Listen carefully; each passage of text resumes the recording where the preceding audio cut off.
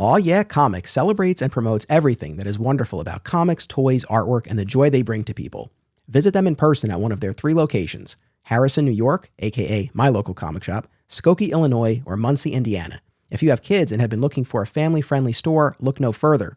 Join Aw Yeah for exciting events, including creator signings, how-tos, and more. Visit awyeahcomics.com and follow Aw Yeah on social media for more. Their name says exactly how they feel about it. Say it with me now. Aw yeah. I'm a proud backer of the Paragons of Earth crowdfunder.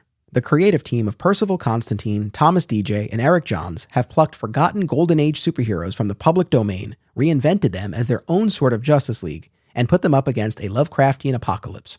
Support this project by going to crowdfunder.com, that's crowdfunder without an E, /paragonscomic, and read a free sample. Also, Perry, who's been a guest on the show, hosts the Superhero Cinephiles podcast about superheroes in media. Be sure to listen wherever you get podcasts. We reference the television series Smallville a lot around here, and there's one Smallville rewatch podcast that's always at the top of my queue. Always Hold On to Smallville, hosted by our pal, Zach Moore. Zach and his guests bring tremendous insight, passion, and humor as they discuss each and every episode of the series that ushered in the renaissance of superhero TV. Listen to Always Hold On to Smallville wherever you get podcasts, and keep an eye out for the other shows under the Always Hold On to banner, including Arrow, DC's Legends of Tomorrow, Superman and Lois, and Star Wars. Welcome to a special presentation of Digging for Kryptonite, a Superman fan journey. I'm your host, Anthony Desiato. In a little bit, I am going to share for free the series premiere of my new Patreon-exclusive spin-off podcast, Beyond Metropolis. For the kickoff episode, regular Digging for Kryptonite guest Bernie Gersmeyer and I will discuss Hal Jordan's wild, decade-long journey from Emerald Twilight through Green Lantern Rebirth. But before all that, Bernie joins me to discuss the just-released Return of Superman 30th Anniversary comic book special. Bernie, welcome back. Hey, Anthony. Thanks for having me back, man. Fresh off the rack is this book in my hands, and I got to read it today, so I'm excited to talk about it. Yes, this released on Halloween, October 31st, 2023, and we are recording this just the day after. I picked it up yesterday at Aw Yeah Comics in Harrison, New York. You picked it up today at Aw Yeah Comics in Skokie, Illinois. So yes, this is very fresh what we're discussing. Yeah, I'm not sure that we've gotten to do something like this. Even with Death of Superman 30th, I think we had a week. But this was kind of fun. It's like, oh, got to read it now. Let's do it. Yeah, I wanted to strike while the iron was hot. But yes, it does feel like we were just here talking about the Death of Superman 30th Anniversary comic book special. And now we have yet another 30th Anniversary Superman special in much the same vein, but structured a little bit differently. And we'll talk about it. But man, Death of Superman 30th, Mighty Morphin Power Rangers 30th Anniversary, Return of Superman 30th Anniversary. These events are really making me feel old. Yeah. And reading some of the Green Lantern stuff as well, like even realizing how old those books are, when to my head, they don't feel old, but to the calendar, they definitely are old. Yes. But in any event, I am glad that DC is taking the opportunity to put out specials like this and to bring back most of the original creative teams from back in the day to tell a new story and really kind of drop you back in that period of time is pretty cool. And this is a very nostalgia-filled affair, what we'll be talking about here. So, I mean, I'll give the setup and all of that, but I guess just broad strokes, big picture. You just read it probably within the past few hours. What was your initial reaction to this Return of Superman special? Well, and like I said to you, I enjoyed it. It was fine. It wasn't anything that blew me away, but it was very nostalgic. And also, if you're currently reading Action Comics and Superman and the newest books that are coming off the racks, there's a lot going on with these same characters that it is nice to have for everybody a chance to look back as to where they came from, why they were important, and really why they're a big part of the Superman history. No, that's a good point. And I'm really glad that I did the recent episode that I did on Dawn of DC and the Superman books, because I'm mostly current. I'm just a couple issues behind in each of the titles. So I definitely know what you're speaking about. And perhaps most notably the fact that we have Lois Lane serving as the Daily Planet's editor-in-chief while Perry White is out of commission. And of course, to see characters like Steel and Superboy who have very recently had their own miniseries. So yeah, I think it strikes a nice balance between being of the moment while, of course, also pulling us back into the year 1993. So we have our framing story by Dan Jurgens and Travis Moore, where Cyborg Superman is attacking Star Labs for reasons unknown initially, but that will become known when we get to the end of the story. Just as a side note, folks, spoiler warning. I know we're talking about a book that is very recently released, so I know folks maybe might not have had a chance to read it yet. Yeah. All that being said, and tell me if you disagree, this isn't, I don't want to say it's spoiler proof, but there aren't any, I feel like, groundbreaking revelations here. I mean, this is more of a character focused thing and a look back at that period of time. So I don't think there's anything, even for someone who hasn't gotten to read it yet, I don't know that there's anything that we could kind of reveal from it that would ruin their reading experience. Correct. I think Death of Superman 30th had some stuff in there that we wanted to be careful about. But for this, it's really just kind of cool legacy moments that are connecting to current things happening in the books. For sure. So in this framing device, we have Cyborg Superman attacking Star Labs, and Lois, as, again, interim editor-in-chief of the Daily Planet, is rallying the reporting troops, and she has Ron Troop, who's been going through all of Perry White's old journals and correspondence and whatnot, and he brings up this journal or this diary that Perry kept during the time of the original reign of the Supermen. And that really becomes the connective tissue here, because as Lois is reading Perry's thoughts, we are pulled into these vignettes, these stories that took place back in the day. And this is when most of the rest of the original creative teams return to tell stories about the characters they originally introduced at the time. So we have a Steel story by, of course, Louis Simonson and John Bogdanov. There's He Had Me Thinking He Was Superman, featuring Eradicator, written and drawn by Jerry Ordway, filling in for the original Action Comics team of the day of Roger Stern and Jackson Guice. Yeah. I'm torn on this, man, because I love Jerry Ordway, and he had left the books right before Reign of the Supermen. So I'm glad that he gets to kind of play in that sandbox. At the same time, I love that Roger Stern, Jackson Guice team, so I wish they could have been part of it, but it's all good. Yep. I know how much you love Roger Stern. I listened to the most recent episode too about the novel. So I know I got to read that novel. I'll read it. I'll get there. Do it. It's so good. I'm saving it. We'll get there. And Superboy story by Carl Kiesel and Tom Grummett. And of course, Cyborg Superman, written and drawn by Dan Jurgens. And we got to give a special shout out in all of these episodes talking about the Triangle Era comics. I don't know that we've ever discussed this individual. Hopefully he's come up at least at one point, but Glenn Whitmore, colorist Glenn Whitmore, who colors, we have a different colorist for the framing story and for the Dan Jurgens Cyborg Superman story, but the rest are colored by Glenn Whitmore. And he was the colorist back on the day during the Triangle Era. And I feel like I want to give him his props now, because again, I feel like we've been a little derelict on that front in prior Triangle Era discussions, but I feel like a true unsung hero of the Triangle Era, especially when you're talking about 4 and eventually 5 ongoing Superman titles that were all working to tell this unified story. And yes, a lot of that goes into the editorial planning. A lot of it goes into the writers working in unison like that. But I think having one colorist working on all of those books really went a long way towards those stories feeling of a piece. So shout out to Glenn for his work back in the day. I'm very happy to see that he got another go at it in this special. That kind of brought me back as I'm reading it. That was a big, if you look through the pages of this, it does feel very much like you're reading a 90s book again, as far as when you go back to the Steel section, when you go back to especially the Superboy section, the coloring in that felt exactly like those original Superboy books. For sure. Or that era, the 90s. Yeah. I hear you. And I think one of the things we alluded to this earlier, this is different than the Death of Superman special. There you had essentially 4 separate stories, right? There was the lead story by Jurgens with Doombreaker. And then the other teams told, I think, 10-page stories or something, or 20, something like that, with the remaining characters. So it wasn't this kind of single unified narrative like we get here. And I think the thing that I really did enjoy, and that I think does elevate this a bit, is that narration or that journal of Perry White, getting his perspective, even though he's not physically present in the present day version of the story. We see him in the past and we hear his words throughout the story. And so really, really providing that Metropolis citizen, man on the street, average person response to these 4 replacement Supermen showing up. So I guess that was probably my favorite aspect of all of this, was the Perry White of it all. Yeah. Anthony, how much of like late 70s, 80s television have you watched? I know that we're a little bit different. Some of our older listeners might make sense. Have you watched Cheers?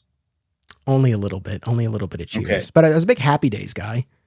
Okay, so, and that's a good example too. Cheers, Happy Days, the old Buck Rogers. There were always episodes that they would do, and sometimes they were filler episodes, like clearly they needed a gap on a hiatus or something. But this book reminded me of this format where there'd be a narration. It was like a greatest hits clips episode. And there's like Dan Jurgens in this case started the legacy story. And through the entire anniversary special, it's the same tone, same writing, and it jumps to different aspects.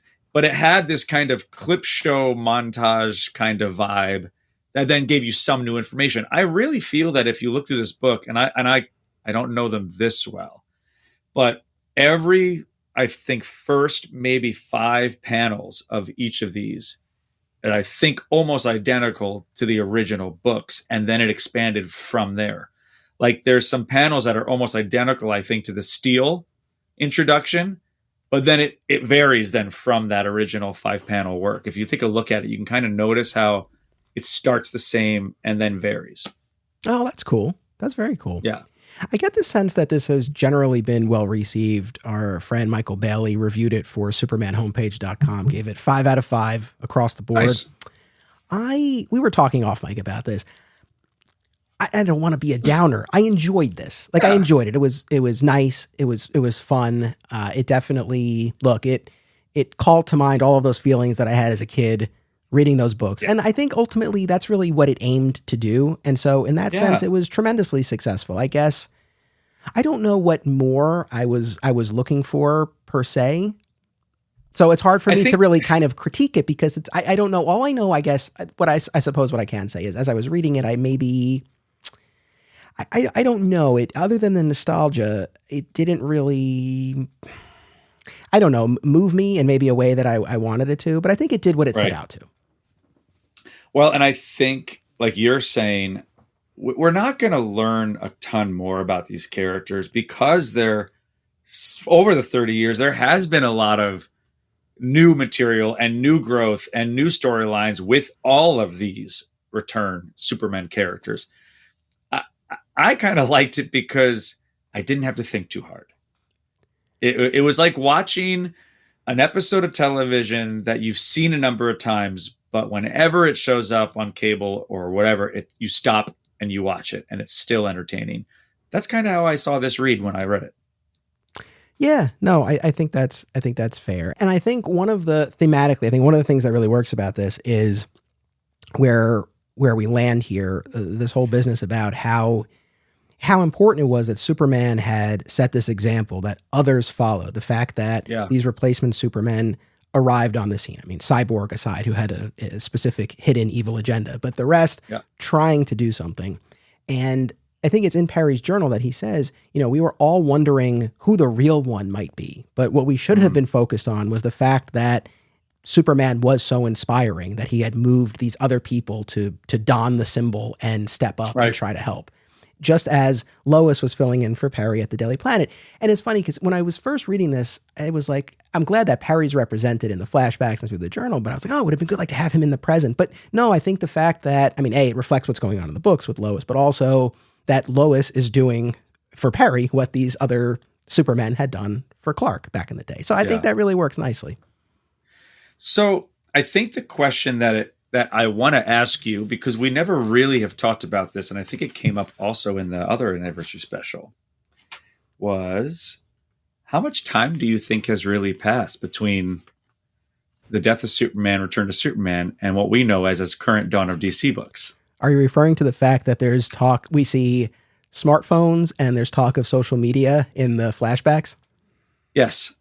And then also, Lois makes a comment like, it's only been a few years, yet it seems like just yesterday. And I'm like, wait a second. Like when she says a few years, that's the timelessness of of DC Comics or comics in general, but it is interesting. We're putting very clear, what's it called? Easter eggs saying maybe there were cell phones when Doomsday was around.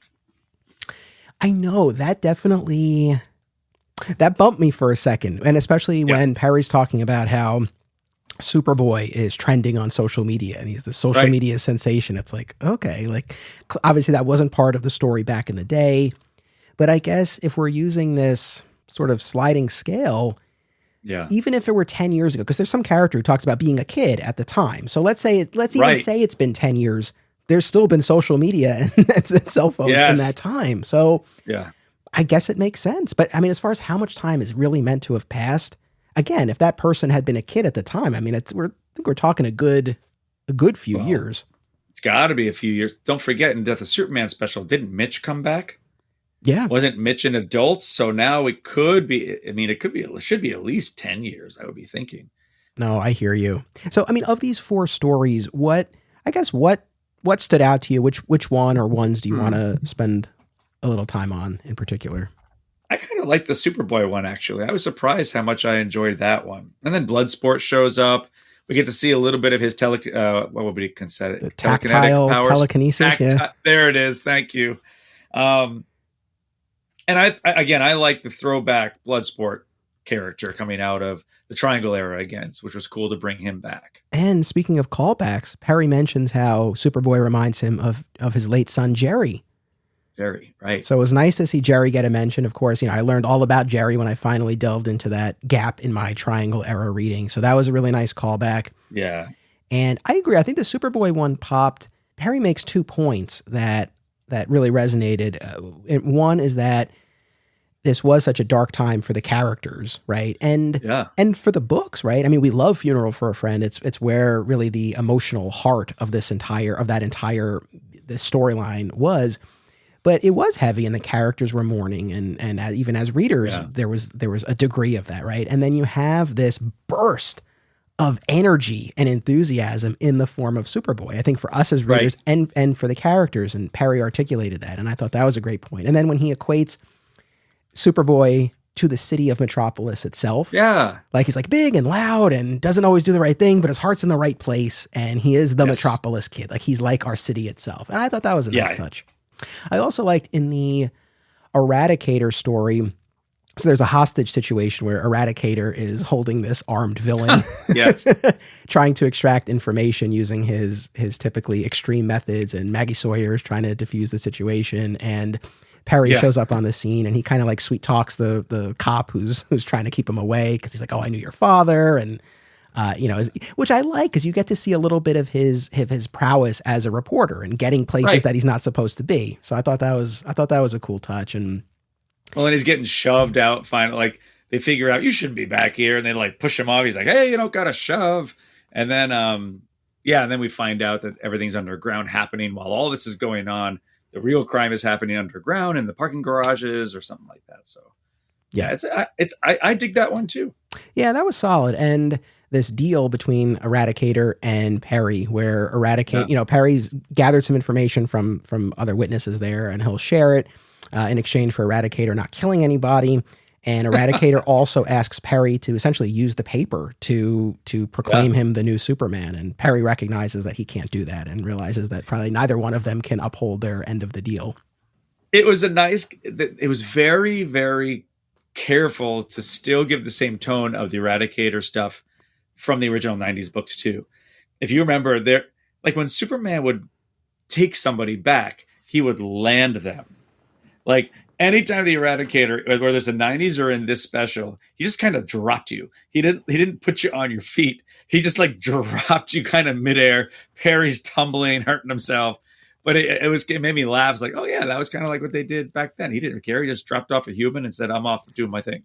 No, for sure. And then the Cyborg story, that was interesting to me.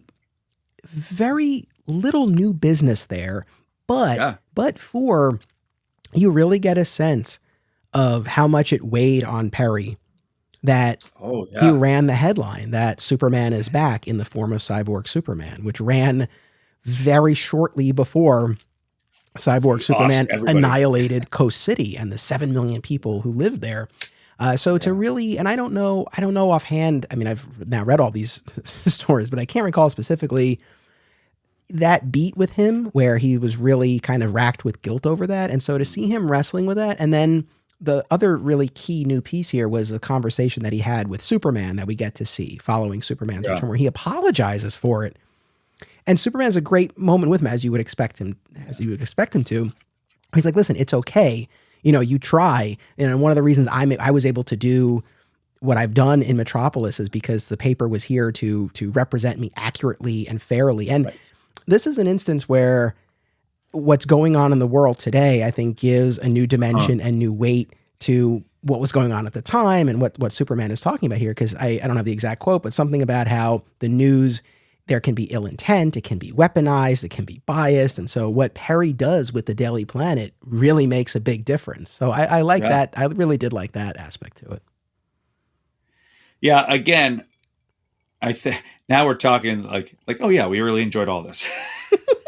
I love her. I was like, it was fine. It was nostalgic. Oh no, actually, we really like it. I know it was better than but look, that's one of this is not the first time that this has happened. I feel like I can't really think of many things that I came into a recording being like, I really like it. And then by the end of it, I'm like, you know what? It wasn't really good. It's almost always the opposite. The other way. Yeah. Yeah. So it's better. All right. This was better than. There you go. Look at you. But then in the present day, right, we find out what Cyborg is doing at Star Labs. He's trying to obtain the genetic material of his fellow cosmonauts from his the original Hank Henshaw story and bring them back.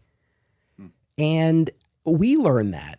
But if I'm not mistaken, I don't think the other characters ultimately gather that information and they banish him back to the Phantom Zone. Yeah.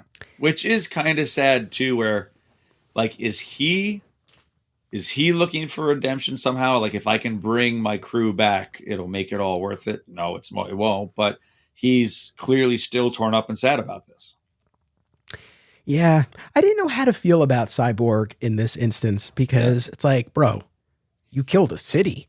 It's like, it's hard, it's hard to like, cause there's a part of you that's like, oh, this isn't annihilation or conquest. Like, that's not what this is about. He's trying to bring back these people and maybe find some measure of closure or comfort or peace. But it's like, you don't get that. You just don't get that. Well, and it's an interesting conversation we're having because we're going to talk about Hal Jordan soon.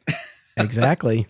All right. Well, listen, thank you for joining me to break down this Return of Superman 30th anniversary special. I come away after this recording with a far more positive view. Not that I was negative before, but a far more positive view. Yeah. I think there's a lot of good stuff in here. So if anyone was on the fence about picking up this special, I hope you do, or at least read it at some point down the line in whatever other form it's available, because it's a fun read, especially if you have any affinity for the reign of the Supermen era. All right. Well, thank you, Bernie. And now, everyone, stay tuned for a special preview of the series premiere of Beyond Metropolis.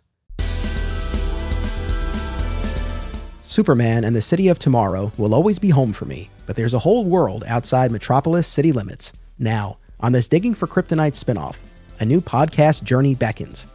Hop in the Supermobile as we rocket to Star City, Themyscira, Coast City, Atlantis, Central City, Gotham, and more, examining the stories across time and media that have shaped the icons of the DC Universe.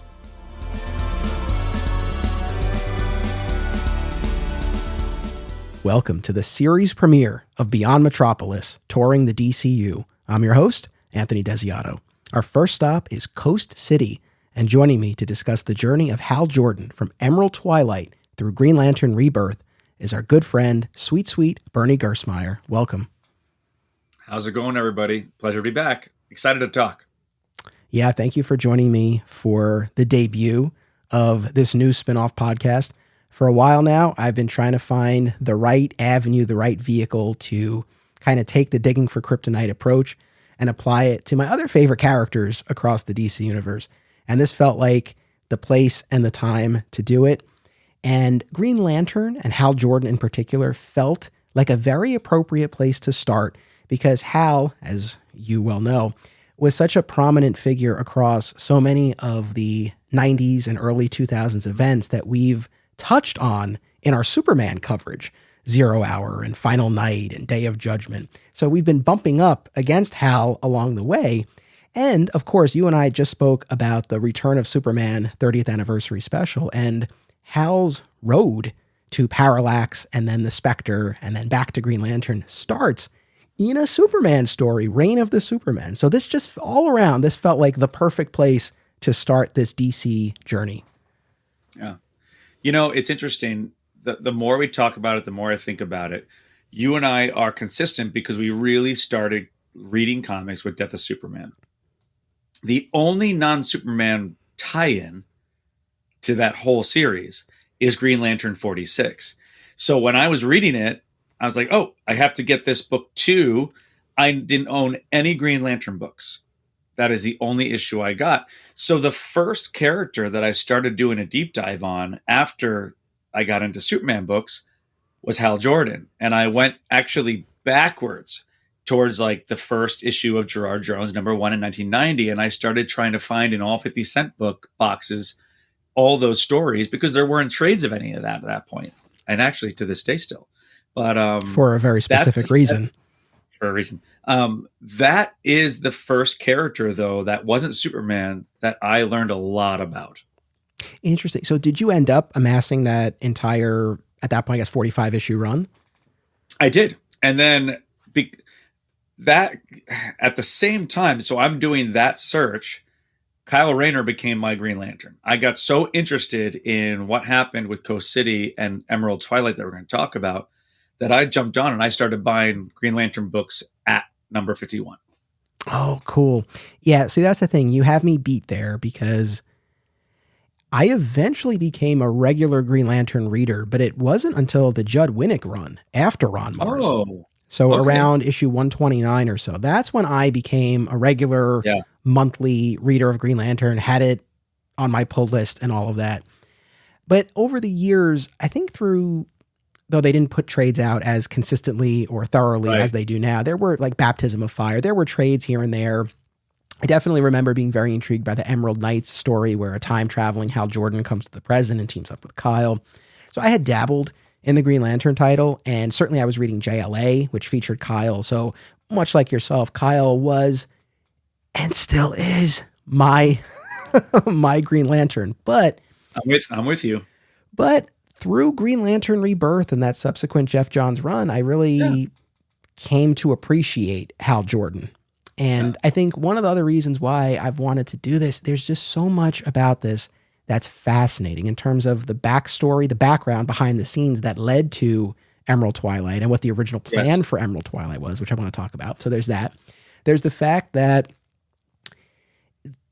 unlike other characters and changes to characters where there's a plan in place from the beginning and kind of an escape hatch and a return plan from the beginning, that was very much not the case here.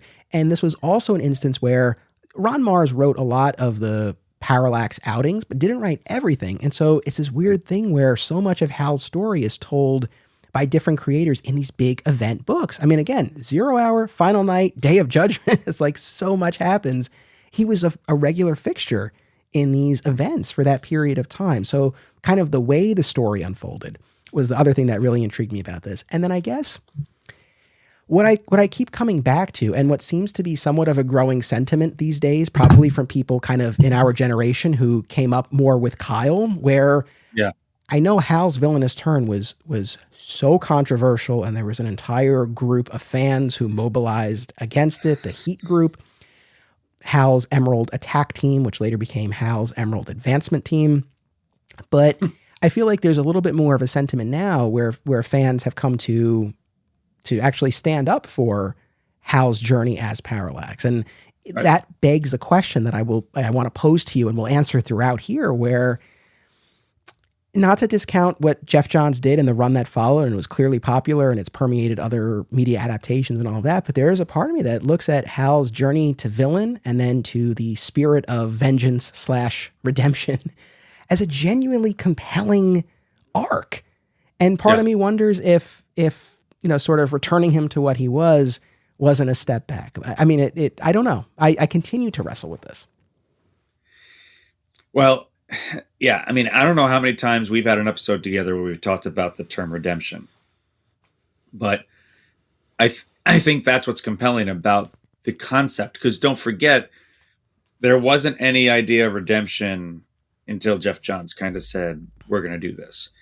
It was no, he's a villain. He's still a villain. Okay, now he's a Spectre. He's clearly struggling with how the Spectre operates, but that was it at that point.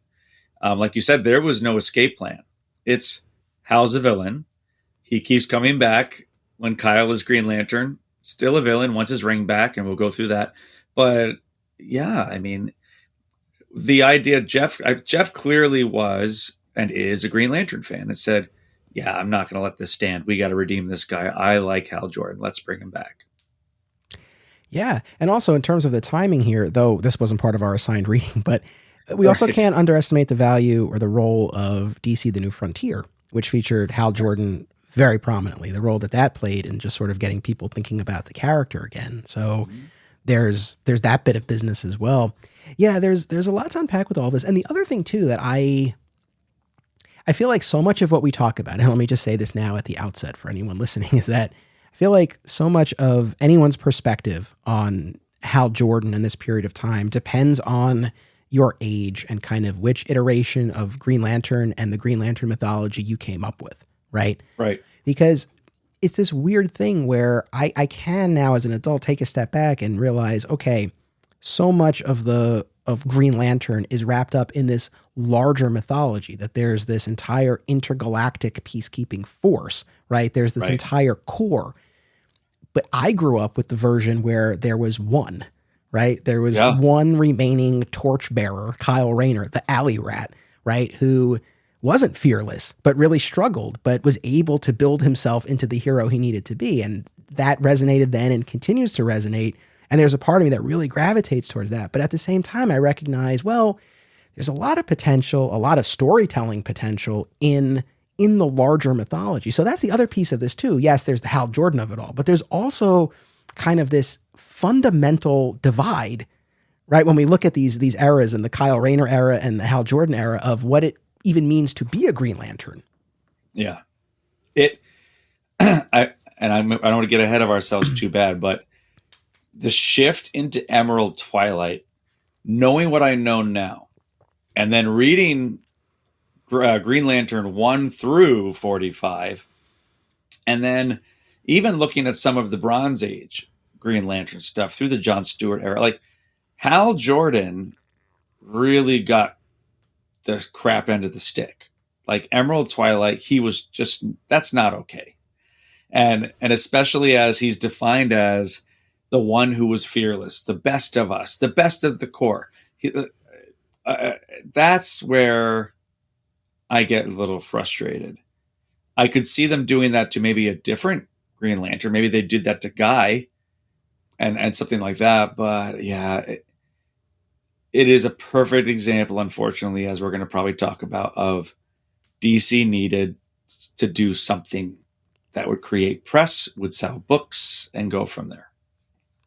Yeah, well, again, we'll get into that, but that's the other thing too that I do think about, and I am cognizant of that. If you were a Hal Jordan fan, it's like what a tough pill this would be to swallow. And I mean, I've been thinking about this, and an audience, please weigh in, and Bernie, I'll ask you too. I mean, is there any other character? Because look, as Superman fans, we've been through a lot of changes, right? When it comes to Superman, new costume, new powers. The New 52 is probably, for me at least, one of the biggest examples of they have fundamentally shifted what I believe the character to be. But even then, it was more about who they took away around him, right? Taking away the Kents, taking away the love story with Lois Lane, but he was still the guy. Well, and we were just listening to your episodes and talking about the trope of the Superman gone wrong or the Superman turns bad idea. But it's never been main continuity Superman. It's always been Ultraman, Earth 2. It's always been Injustice because something happened in that universe to Lois. Never main continuity character. Always an Elseworlds, always a multiverse. This is pretty rough. Like, this is, the Green Lantern character has been around for decades. That it's like, nope, now he's bad. It's like, whoa. And that's the hard, that makes it hard to swallow. Yeah, because we've had characters. I mean, I guess this is the thing. We've had characters die or get injured and replaced, like Superman and Batman, but there was clearly a plan in place, right? And they came back. We've had characters die like Barry Allen, and for all intents and purposes, was intended to remain that way. Eventually came back, but still at the time, I think the intent was, okay, he's gone, but still he dies a hero's death, saving the universe, right? So even if you were sad to see him go, it wasn't as if, oh, they fundamentally changed everything that I know this character to be.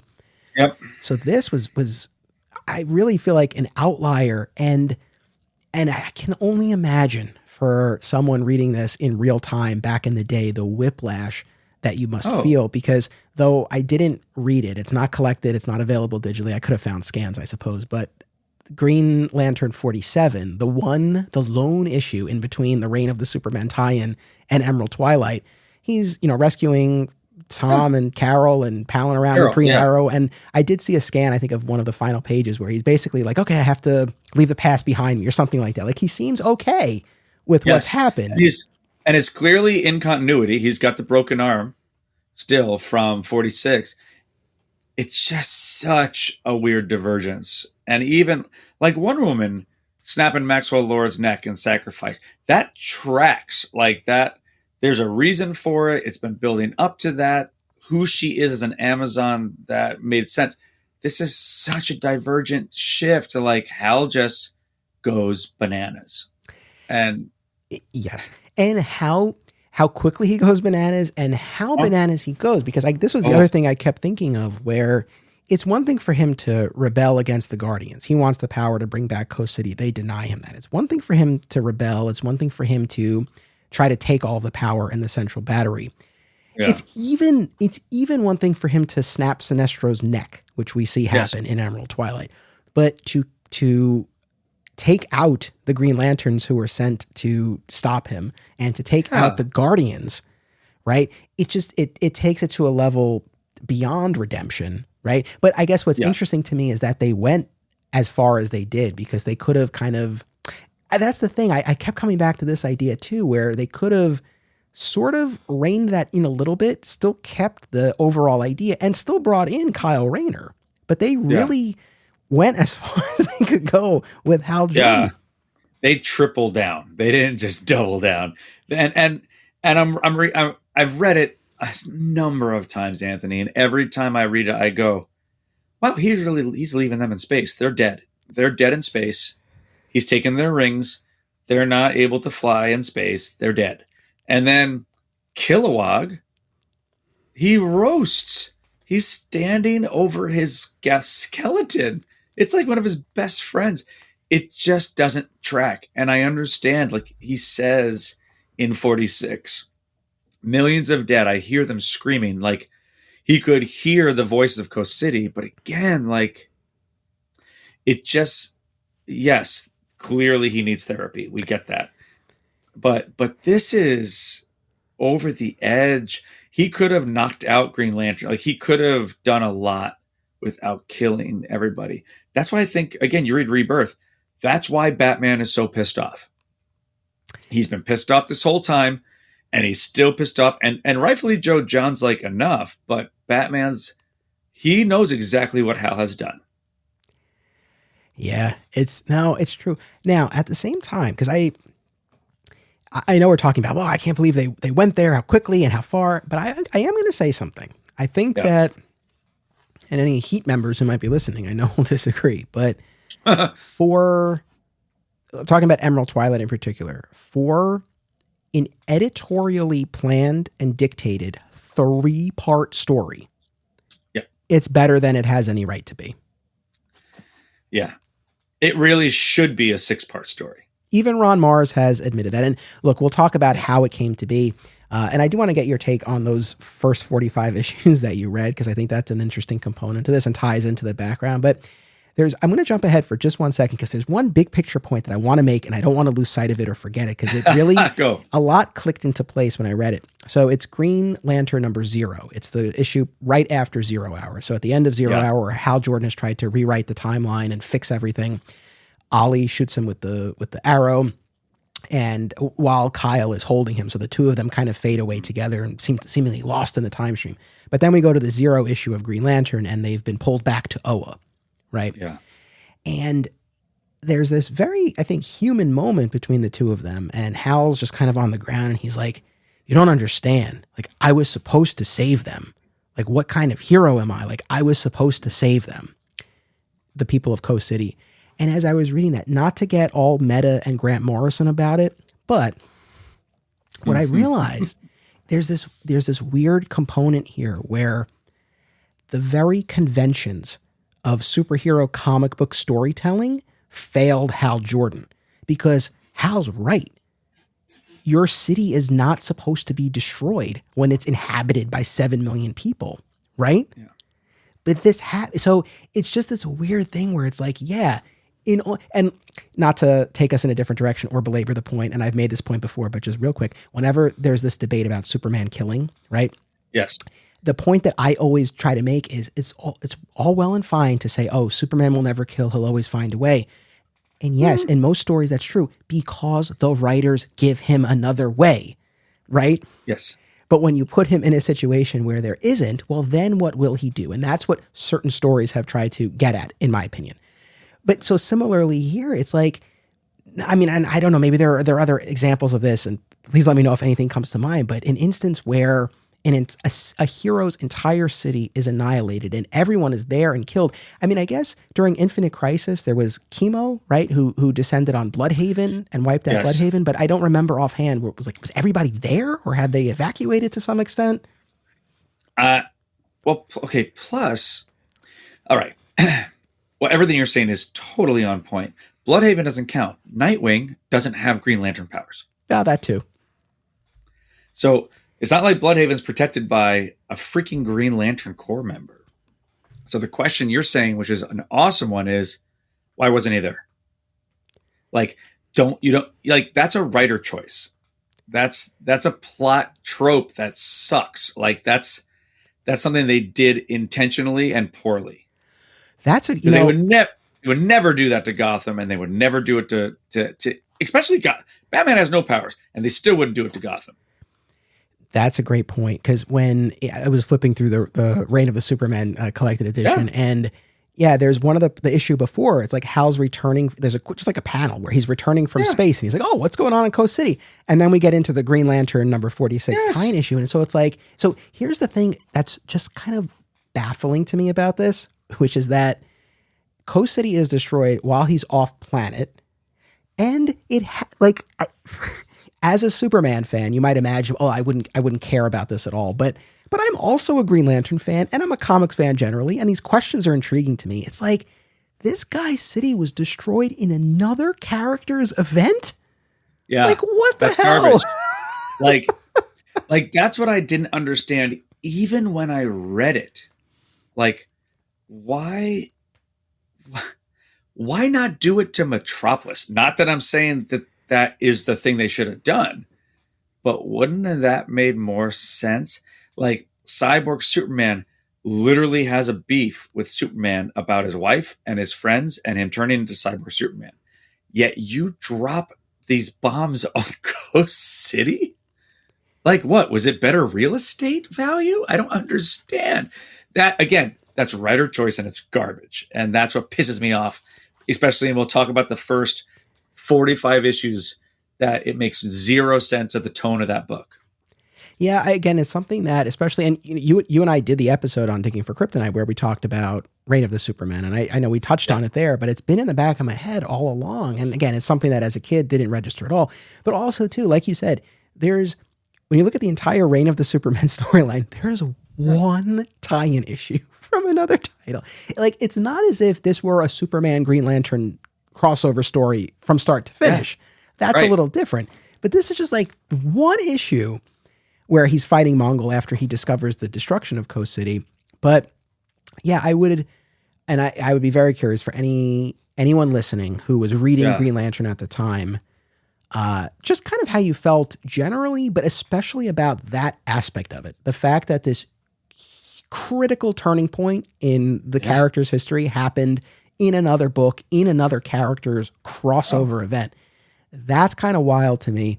But then going back to how this came to be, and you mentioned his name earlier, but Gerard Jones, the writer on Green Lantern prior to Emerald Twilight, folks have likely heard about this, but he was arrested and convicted of possession of child pornography and served a prison sentence. It's actually out at the moment. But anyway, absolutely horrific, absolutely heinous. In no way do I plan to mention his name again or talk or celebrate his work in any way. But we will obviously reference some of the things that he wrote because it led directly into this. And there's, in particular, as part of my background research, there was some interesting information about his original proposal, because there was a prior alternate version of Emerald Twilight that was jettisoned and replaced with what we got, written by Ron Mars.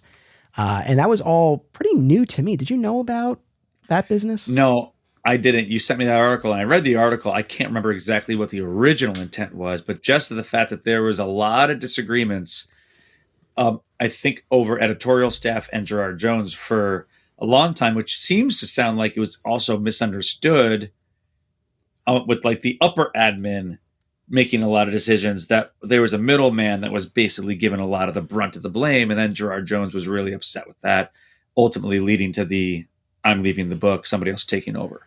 So basically my understanding, and that article covered a lot of ground. And I think I said it was the CBR article that I sent you. Was it that? I think so, yeah.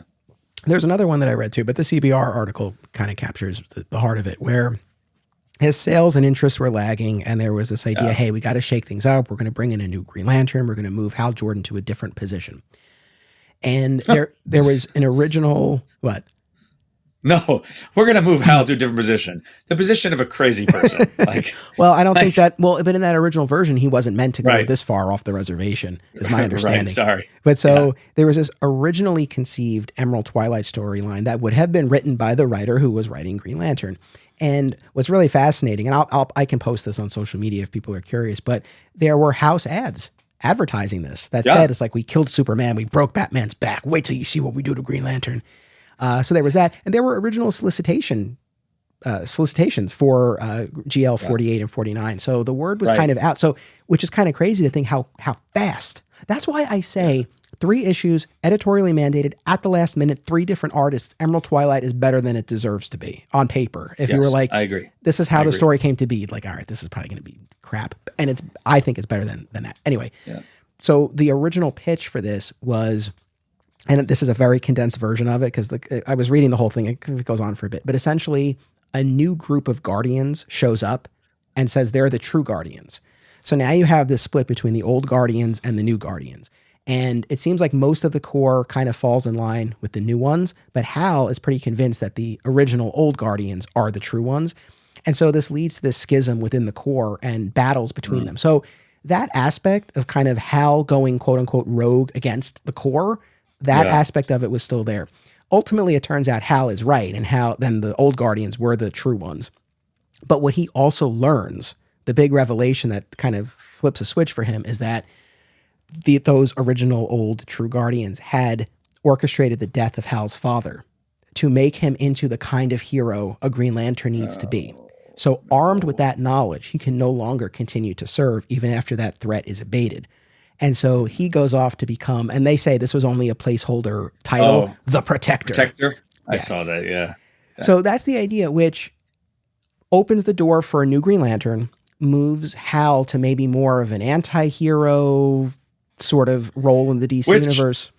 Which I'm not upset about that idea and that storyline.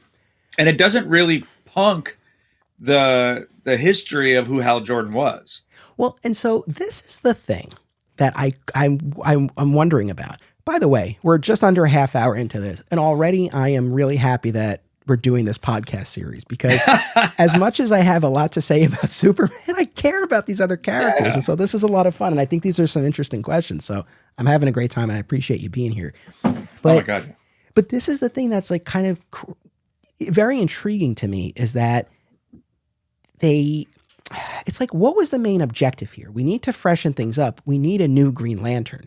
Like, don't you think a new Green Lantern is really the kind of the main thrust of what the book needs to improve sales? And either of these paths, I guess my point is, they went out of their way to destroy the version of Hal Jordan that had existed. Yeah. And I feel like they could have had a very similar effect and a new Green Lantern without going as far. So I'm not, look, for members of that fan group who were calling for Ron Mars to be fired and all of that stuff, and there was word Ron of Mars's fault. Yeah. Exactly. Like, in that sense, it's like, no. We got to be respectful. We got to take it easy. But generally speaking, for any fans who maybe were a bit miffed at this, I do understand. Mm-hmm. Yeah. And again, like, I think the difference is with Superman, Batman, Aquaman, a little bit of Wonder Woman, but the character has always been the character, that name, that character's personage, that title. We are used to the Green Lantern Corps historically having multiple members, multiple people, multiple sectors. We could shift the perspective from one Green Lantern to a different. We did for a while in the late 80s, right? We were focusing on John Stewart for a long time. Again, I just feel like it's just such a crappy way to treat a loved character. I am sure there are people that love Green Lantern as much as we love Superman. Acme Comics is a locally owned and operated comic book store in Greensboro, North Carolina, for people of all ages and walks of life. With more than 40 years and a new second location to its name, Acme is a multiple-time Eisner Award nominee. The shop features a significant contemporary and vintage selection, as the Acme team uses their collective knowledge and resources to connect you with the best material. Mail order subscriptions to new releases are available, and all offerings are available anywhere via mail order. Follow Acme on social media and eBay, listen to the Acme Cast on all podcast services, and visit acmecomics.com for much more. Filmmakers and movie fans alike should be sure to attend these film festivals: Brightside Tavern in Jersey City, Hang On to Your Shorts in Asbury Park, Point Lookout on Long Island, and Round Reel in Bloomfield, New Jersey. Take it from an alum of two of them. Submission information for filmmakers, as well as details about the festivals, can be found at filmfreeway.com. Follow the festivals on social media for news about events, discounts, tickets, and more.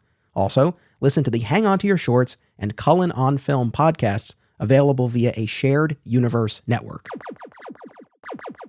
This episode made possible in part by educator, hobby comic book collector, and pop culture enthusiast Sam Lim. Sam is based in the South Jersey area and is looking to connect with other comics fans as well as retailers. They're also looking for comic shops to explore, so recommendations are welcome. Be sure to follow Sam on Instagram at SZL Comics to see their latest comic pickups and shop adventures. I know for a fact there are. So that's, I think, the frustrating, or just the mythos and history of the Corps. Like, it really, they decimated the Corps in 3 issues too. Not even a long story arc, for goodness sake, but 3, done. Like, that's it.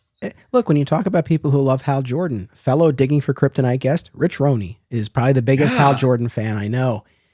But what's interesting, now it's been I've talked about this many times over the years. I don't remember this specifically, and I don't want to put words in his mouth, but I don't know necessarily that he was consistently buying and reading and enjoying the Green Lantern title leading up to this. Well, and there's that too, and that's something we can talk about. So I've read, again, it's been a long time. I've bought, read, and sold all of those issues over the course of the last 20 years. The coolest thing about those issues from 1990 to 1994 was 1994. We had tons of guest star villains that came in over. We had Gorilla Grodd. We had we had Deathstroke showed up. It became kind of a very DC Comics Presents mentality. We had Flash show up. We had Adam Strange show up. But again, the Rogue Gallery started to get kind of rough. Like Evil Star. There's even a comment that was made, I think, in Rebirth. It's like, Evil Star? Really? Those are the villains you're dealing with? You know, it was very cheesy, late 80s, early 90s-esque villains. The tone was never very serious. It was dry. It was light. It was even cynical at times. But we also were watching Hal age. Hal's getting grayer and grayer over the course of those 45 issues. So I think it's kind of crappy too. They clearly wanted a young Green Lantern. So can't we just retire him in that kind way instead of let's make him go bananas in 3 issues? Speaking of the white walls, as someone who is getting grayer and grayer by the day, yeah. Buddy, at least you have gray. You can show a movie. Yeah, you can show a movie off the top of my head right now. So I always say it's like, all right, well, if I have it, it's okay.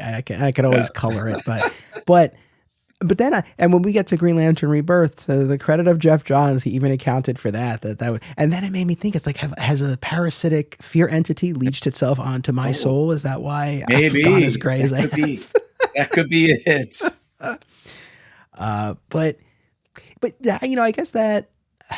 So it's great to get that perspective. And that certainly lines up with all those articles I was reading about, why they needed a shakeup, right? That the book was not in great shape. And even just from reading that Reign of the Supermen tie-in, like, that Hal was an older Hal, right? He did not look and feel and operate like a youthful, vibrant version of the character like we would later get with Rebirth Forward. And anyway, so we had that original pitch for Emerald Twilight, and then the higher ups at DC felt that more was needed, that we needed an actual creative shakeup. And to your point, there seemed to be a little bit of a mix up on the writing and editorial side about what was going on. But in any event, the original writer left and Ron Mars was offered the gig. And as he's talked about in interviews, Ron Mars has said this, he's like, yeah, I recognize this probably should have been 6 issues, right? He has said that. He was essentially given the broad strokes and the end game of the story, and he had to craft something around it. And again, the fact there are 3 different artists for the 3 issues, this was so quickly put together. But I guess this is another interesting question where, for fans, how do I put this? Do you need to be buying and reading the book to sort of have a quote unquote say? Like, because I could see this cuts both ways, right? Like, on the one hand, as a Hal Jordan fan, like, if I'm not enjoying Green Lantern, that 1990 series, if I'm not enjoying it, it could just be I don't like this take on the character. If you give me a different, better take on this character, I will come back and I will start buying it. So maybe the answer isn't, well, you have no say and we're going to completely throw this character out and turn him into a villain. But on the other hand, I mean, I do see it from DC's perspective. And in fairness, sales went up. I mean, it was the turn was ultimately a successful one, but I don't know what level of participation does a fan need to have in an instance like that? Well, I mean, if you look at the last 10 years of DC Comics, there's been plenty of fan backlash, and it didn't seem to really make a huge difference until they chose to make a difference.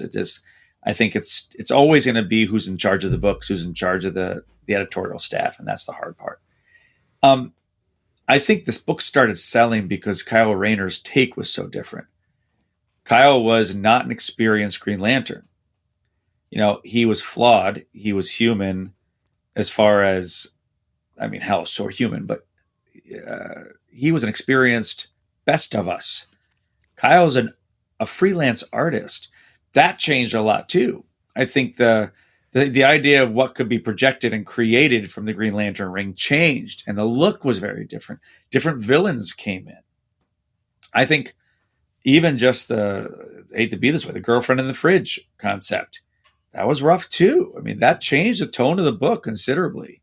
So yeah, I think sales went up, but not necessarily because Hal went nuts, but because I think what they did in issue 51 made a big difference. No, I agree. No.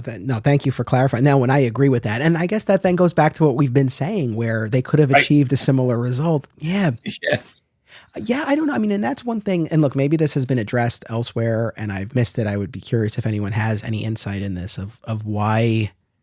Again, I think you and I, and hopefully the audience, kind of gets why we got Kyle Rayner.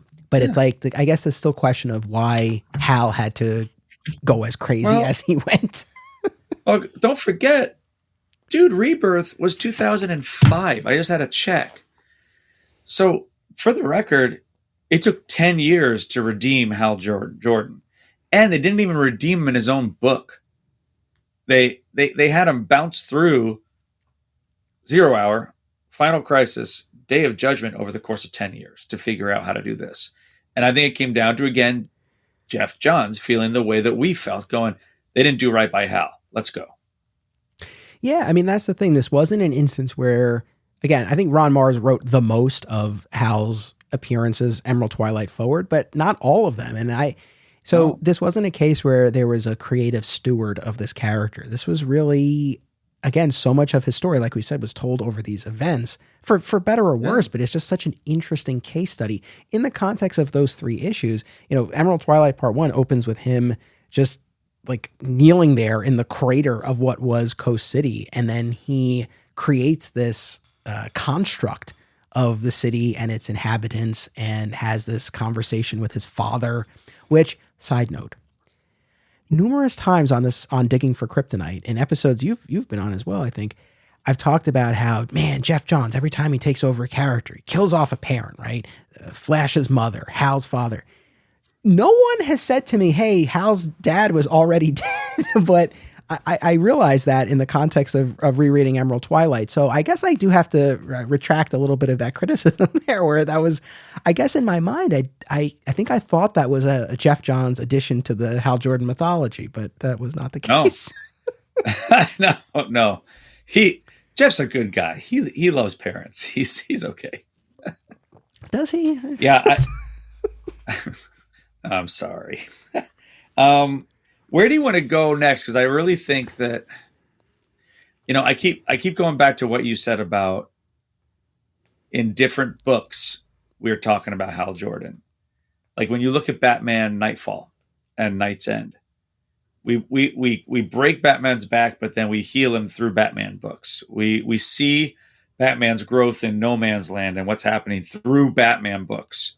But we never got to really see Hal heal inside a Green Lantern book until he was reborn. That was the sad thing. So do you want to jump and start looking through the spots where we start seeing like the growth? Yeah, absolutely. Let me just to button up Emerald Twilight real quick. So real quick, because it happens really fast in these books where in 48, right, he creates this emerald construct of the city, but his ring runs out of juice and the Guardian appears and it's like, you've used your powers for personal gain, report to Oa for sanctions. And he rebels and he's like, I'm going, but you won't like what I do when I get there.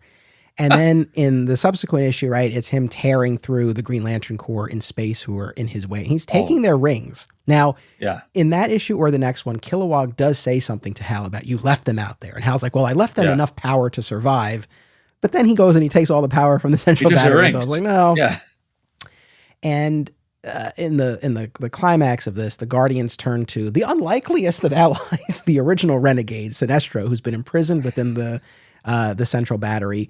And Hal defeats him in battle and snaps his neck in a very visceral moment there, and realizes and also kills Kilowog pretty brutally, just fries him, enters the power battery, absorbs all of its power, wipes out the Guardians, save for Ganthet, who, of course, journeys to Earth and will give the last ring to the alley rat, Kyle Rayner.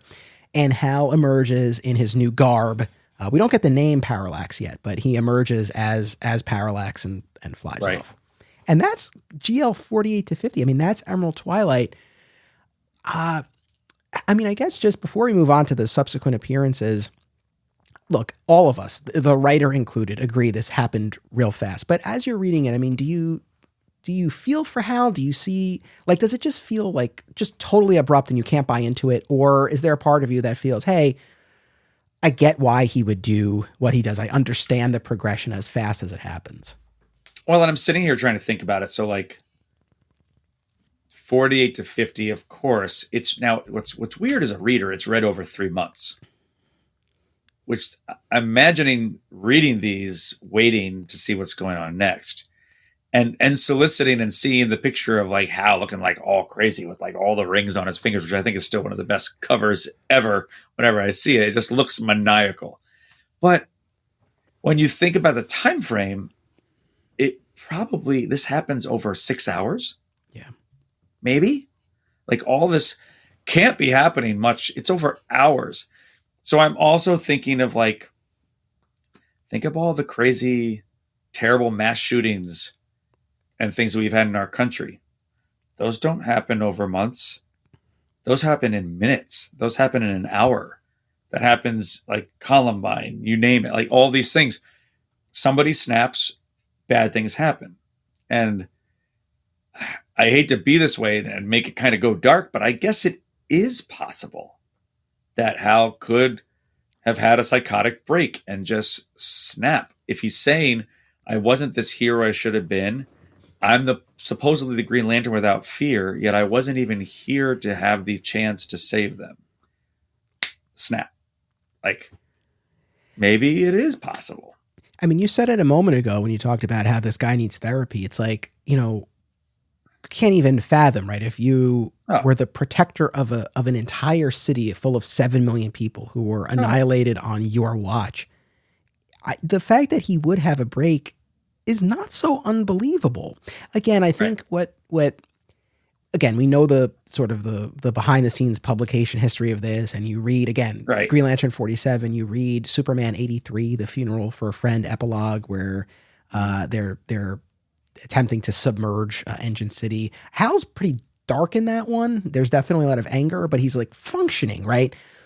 So again, when you go from that to then 48, it's like, whoa, what happened here? But it's like, no, I mean, it does track here to an extent. And look, now everything that I laid out that Hal does in 48, 49, and 50, the fact that in the years prior, his hair had gone gray, like Jeff Johns will retcon all of this in Green Lantern Rebirth, and we'll get explanations. And it was the fear entity that was influencing him and making him doubt himself and stressing him out and all of that. Right. But looking at Emerald Twilight as it was originally intended, I mean, that's the way it plays out. I will say this, that I think the story does a good job of showing Hal's frustration.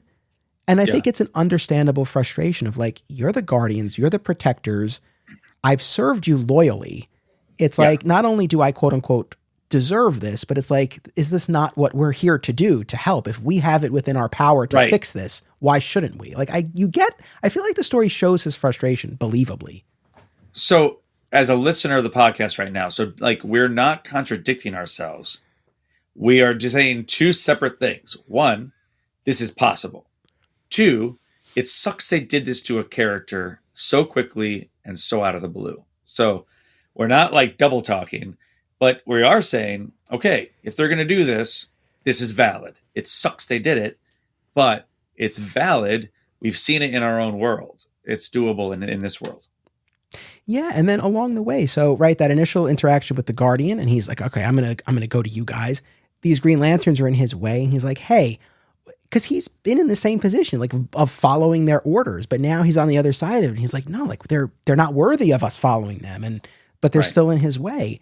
And then to be faced with Sinestro, I mean, you think about how that would land with Hal Jordan. It's like, you turn to him of all people when I'm seeking your help. So anyway, look, we all recognize this wasn't not an ideal situation in terms of telling the story, but I think in broad strokes, I think there are a lot of aspects of it that do work when you factor in the unfathomable trauma that Hal went through. And again, there's a huge part of me that wishes this story had been planned out from the start and was given time to breathe. Like it would have been a whole different thing, but this is what we got. Yeah. The consequence of the action matches the devastation of the event. So that tracks. We just don't like the fact they did it to a character that it turned left way too fast. Yes. So from there, we have, Hal is Parallax for, it's funny, only really a few years through Final Night when he makes his big sacrifice. And I guess in my mind, I thought he made more appearances as Parallax, but I forget what the site is called. It might be, well, no, he pops up. So that's the thing. I went to this site, what's it called? Like DCU Guide or something, and they have characters' appearances listed. Oh, wow. Assuming it's accurate and complete. He pops up a bunch of times. So I was never aware of this, but right after Emerald Twilight, there's a 4-part storyline in Guy Gardner Warrior called Emerald Fallout. Where Guy's powers are kind of going awry. And essentially, to your point, like Emerald Twilight happened so quickly. How does the rest of the DC universe find out about this? So that's, I only skimmed through this, but essentially that's where everyone else starts to get a sense of like, I think Hal did something and there's something wrong on Oa. Oh no. And the fourth and final issue of that storyline is they really took their cues from Superman 75. because it's all splash pages. It's an issue of splash pages of Hal, now Parallax, and Guy fighting. And this is referenced in Zero Hour. When Hal shows up and he's talking with Guy, he's like, well, last time we fought, that's where that was. Got it. Okay. Not to put down any creators' work. I wouldn't necessarily say, oh, you need to go out and read that storyline, but they do have that interaction. And the all splash page issue was was kind of an interesting one. And then from there, it's Zero Hour when he makes his surprise appearance. Right. So how did you feel ultimately about the Zero Hour ending? If we find out the Parallax is really behind all of it. So we think Extant, is that Hank Hall? Yeah. Yeah. So we think he's the one behind all of this. And ultimately it's now it's the realization that Hal has moved from mourning the loss and offing the Guardians and saying, I have the power. It's, what am I going to do with this power that I now have? Well, he's going to basically recreate and fix everything that needs to be fixed by wiping it all out and starting again, ultimately starting a crisis, which you seem to have a little bit of experience with. Thank you for reminding me, because what I wanted to say, and I don't want to belabor the point, because for anyone who listened to Digging for Kryptonite's Red Skies event, I ranted about this enough. But let's not forget, as we've learned through recent events, and just for the record here, at this point, at this point in time, Hal Jordan was being influenced by the Parallax Fear Entity, as well as Perpetua, as well as the Great Darkness. This poor bastard had multiple forces swirling around in there, influencing him and corrupting him. What sort of thoughts could this guy have possibly been forming? I mean, to use a kind of off-color phrase, he has been made people's bitch quite a bit over the course of his storylines, and he's just a puppet. And that's what I really don't like about all of this until they redeem him in Rebirth. Okay, and then, so this is the thing, and this is one of the other big picture questions here, because, and I know I'm jumping ahead, when we get to Green Lantern Rebirth, right, we do get this reveal that, no, he has been at a minimum, influenced and corrupted. You could even say possessed if you really want to absolve him, right, by this Parallax Fear Entity. And Jeff Johns talks about this in the original proposal that's in the book. He's basically like, it's not like Hal just killed one person. He's killed many people. Like, that's beyond redemption. We need a way out for this. Yeah, we need an excuse.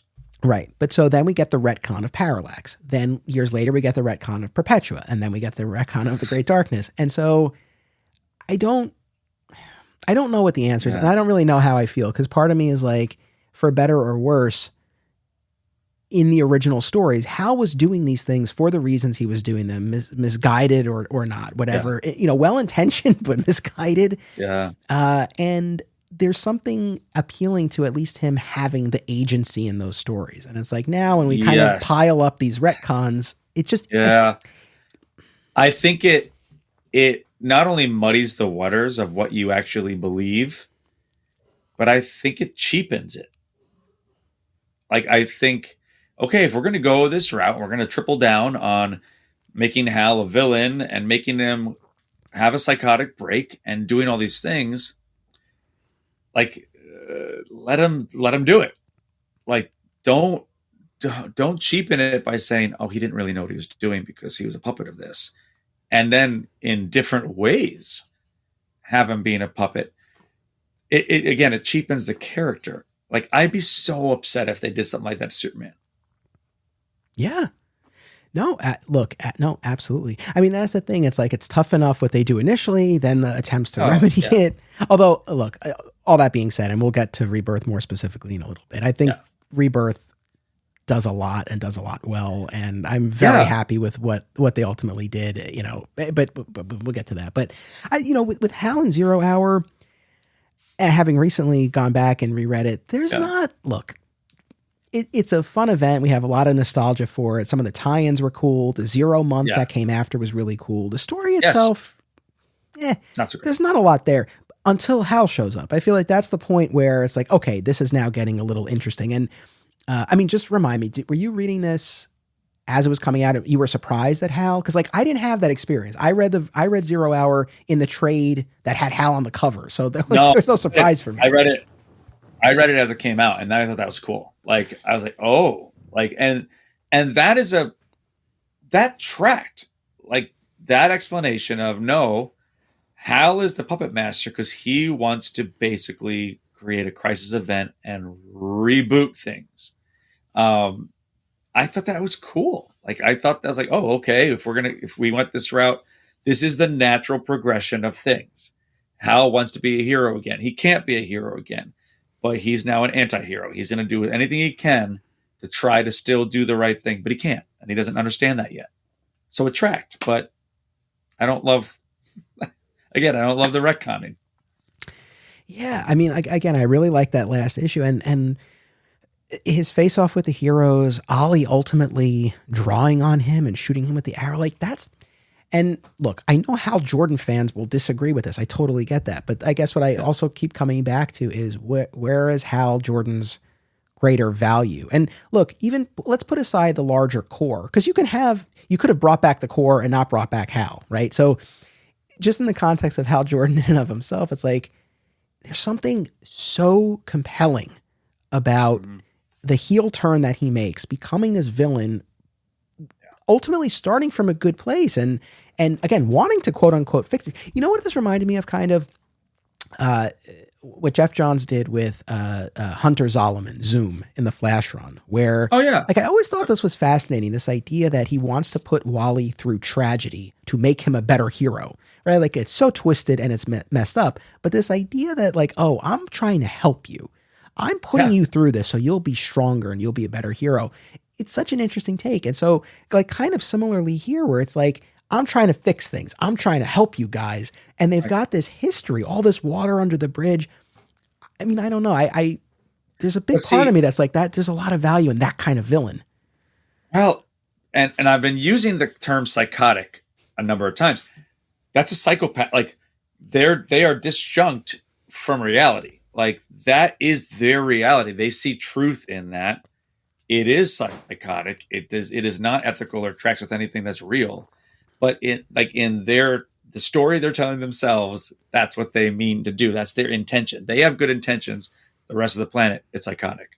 So yeah, I think it would be so much wiser to just go that route. Yeah, but they don't. No. They something important. Now, I made fun of you because I know you're the Crisis King because you went through all this. But what I noticed, when I read Zero Hour, it's the first time I noticed this. Hal refers to the crisis 3 times.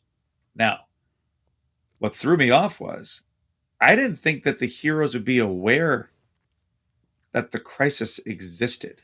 So they know that there's a crisis, and they know that they fought. Was. They know there was a crisis. They know they fought Anti-Monitor, and they know that's how Barry died, but they don't know like there was a multiverse. I think in Zero Hour, I think it's Wave Rider who acknowledges, like Wave Rider, like he knows that there were these other worlds before, but the characters don't. But they know. That's what's always so nebulous about it. It's like, we had this battle against Anti-Monitor, Barry died, but like they don't know what it was about. I don't know what it's about, right? So that's what I read. That I'm going, wait, does Hal know about that? Because I don't even remember Hal being much part of the crisis in general. So yeah, it made me interested. All right, so the other thing I had here that, like, on the reread, Hal, if you look at it, while Hal did crazy things, Hal seems very calm. Like, it's like Hal has gone through that break, has done all those things, tick the power, but now he has purpose. So that was the one tone shift I noticed in Zero Hour, where it's like, it's not bananas, I have all the rings. It's, okay, I have a plan. Here's the plan. And I wrote down, he doesn't seem as crazy as I remembered when I first read Zero Hour. He just seems very calm. And it's almost like he's confused why everybody isn't on board with his plan. He's like, no, guys, I'm bringing Coast City back. It's a good thing. And he doesn't understand why they're upset. That's a really great observation. And in some sense, I think that's a little bit of an outlier in the Parallax stories, because yes, again, when we get to the next appearance right after 0 Hour in Green Lantern Zero, where Hal and Kyle are on Oa, again, there's that I think powerful moment where Hal's like, I was supposed to save them, and then Kyle gives him the ring. Yes. Because Kyle talks about losing Alex and being a hero requires more sacrifice. And he has this moment where he's like, I can't do this. Yeah. He's like, maybe you're better at this than I am. I can't do this. And Hal puts on the ring, and there's this great shot of him holding it up. And he's like, I'm Green Lantern again. And, I have to say. Yeah, no, you're not. You're not. But it's like, I wonder what it was like for the hardcore Hal fans reading that. Oh, my gosh. Because I feel like that issue is trolling them hard. So there's that moment, right? And then, but to your point, right after that, and I don't know, what Kyle, what did you expect here? Because like right after that, Hal gets back into, okay, now I can fix things. And he gets back more into that like maniacal, and there's this great beat where, and we mentioned Ron Morris. Shout out to Daryl Banks. Love his art. Yeah, I love it. But yeah, there's this great bit where Kyle's like, oh boy. He's like, oh no. Like he realizes the mistake that he's made. Yeah. He's able to hide in one of the chambers on Oa, and he like, is able to get the jump on Hal and get the ring back like surprisingly quickly. And then he's like, okay, Oa's a battery, right? So I can overload it. So he fires all of this energy at the core of the planet, and it blows up. And then a figure starts to emerge in space, and it's like, who is it? And it's Kyle. It's like, I'm the one true Green Lantern now. But it's like that issue I feel is really trolling the Hal fans. It's very mean to the Hal fans. Like, hey, we're gonna fix it. Nope. No. I'm a big Office fan, and that moment in that issue of Zero when Kyle, like, he gives him the ring, and then he realizes, oh wait, this was probably a bad idea. It's when in the Office that if you've watched the show where they've hired a new boss after Michael, and it's Will Ferrell, and they think he's going to be great. And Will Ferrell starts eating the cake with his bare hands. And then Jim and Dwight just go, oh no, what have we done? Like it's the realization of, I should not have given him the ring. He's a crazy person still. Oh, yeah. I know exactly what you're talking about. And and the fact that it's Jim and Dwight in particular, it's like if there's something that could unite those two guys, like it must be big and it must be bad. The other thing too, I mean, we'll get, when we get to Green Lantern Rebirth, we get this really beautiful moment between Hal and Kyle where Hal introduces himself as the one true real Hal Jordan for the first time. I love that scene. Yeah. But one of the things I think that's so interesting through all of these stories that we're talking about, because a lot does happen in the pages of Green Lantern, like in between these events, but it's Kyle's book at the time, right? And so Kyle has all these interactions with Hal. Like he only knows Hal as this villain, yet he's told what a great hero he was. And so it's just like what a skewed perspective he must have as he's navigating all of this. But well, and that's such a good segue, because when we go to then the next point of our reading, the next thing we see is Parallax Emerald Knight. The one thing before that is actually, so a couple of quick things. And again, this was no, it's all good. So this was, some of these I had read before, but so GL0, Hal seemingly killed in the destruction of O. Of course we know that. But then there's a string of little pop-ins, I call them, that he makes in various books, like Guy Gardner, like he shows up at the bar briefly. Green Arrow, this is during the Where Angels Fear to Tread storyline, where Ollie meets Connor for the first time. There's an issue where he shows up there in his bomber jacket at the diner. And then similarly in Green Lantern, leading up to GL 63 and 64, it's a 2-part story called Parallax View, where essentially he comes back again. This time it's not, I'm going to rewrite the timeline, but it's like, I need to be a Green Lantern again. He's like, that will fix everything.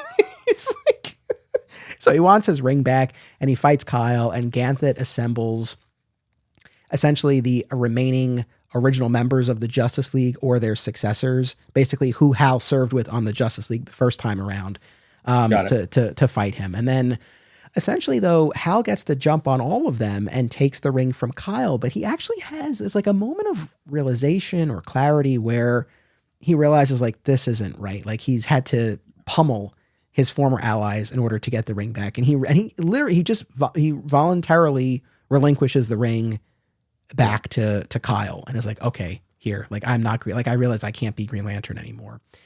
And he departs with Ganthet, who fuses with him, because that comes up in the next thing in that final night special where he departs. He says, "Okay, let's do this." Yeah, and so all that to say, Parallax View, it was fine. I don't know that it really added much more. We've already had this business of I need to fix everything.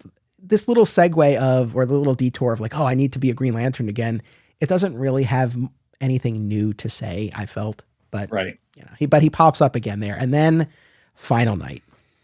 Yeah. I had not read that issue in such a long time, and it was funny because I didn't realize that it's actually in the final night trade.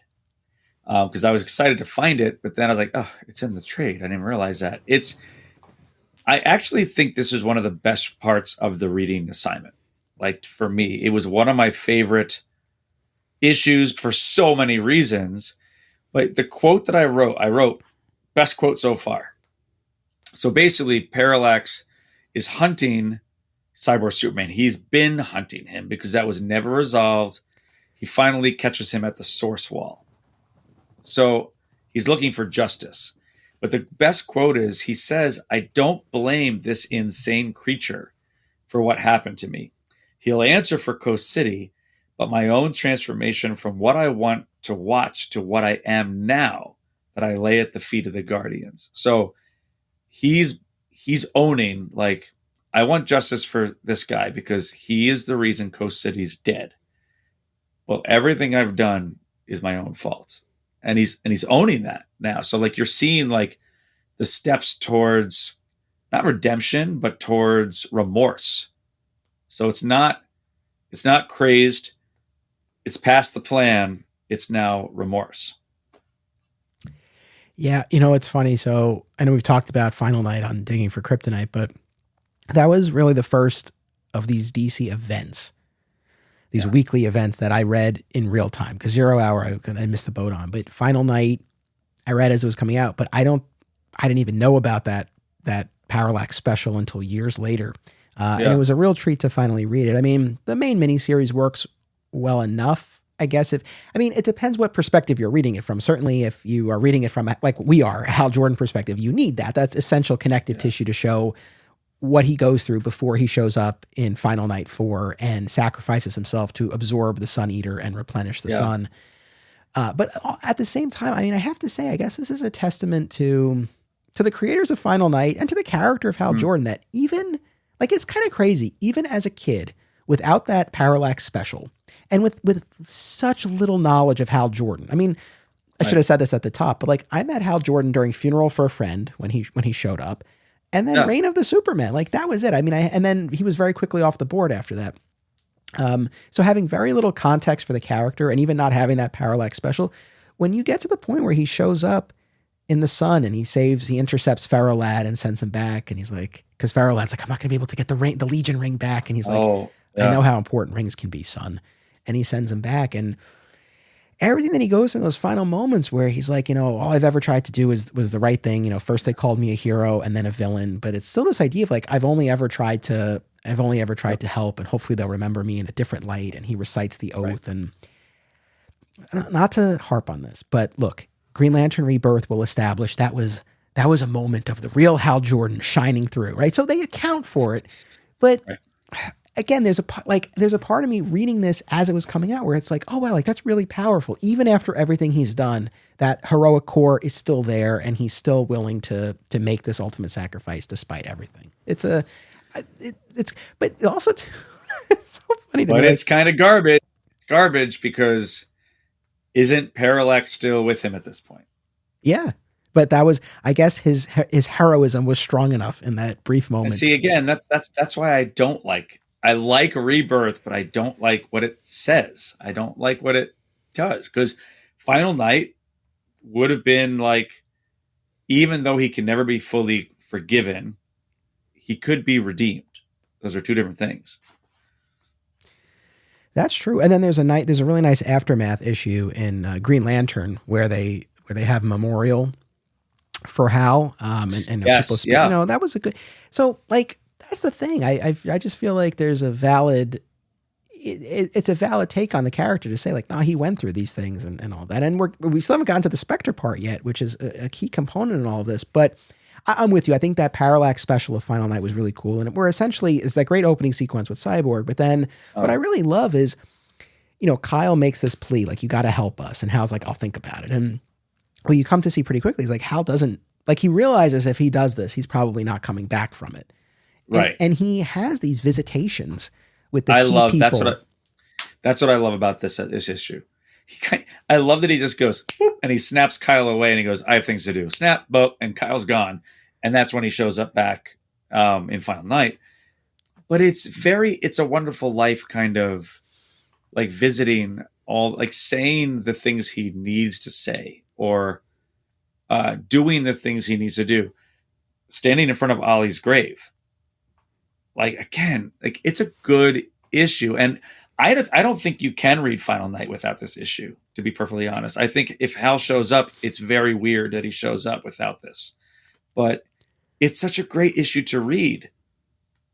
It is. Well, and speaking of him in front of Ollie's grave, right, we'll later learn in the Kevin Smith Green Arrow series, that was when Hal resurrected the body, though not the soul of Oliver Queen. That will come in the Green Arrow title. Oh, please tell me if you do any of that, please call me for that episode. I want to do the Green Arrow Quiver episode because there's a lot of cool stuff in that. I did another podcast series called My Comic Shop Book Club a couple of years ago, which is like a year's or half a year's worth of episodes. We did do Kevin Smith's Guardian Devil and Quiver, but if I ever revisit Quiver, I got you. Okay. Because I love that opening. It makes so much sense. It's like, oh, yeah. Yeah. No.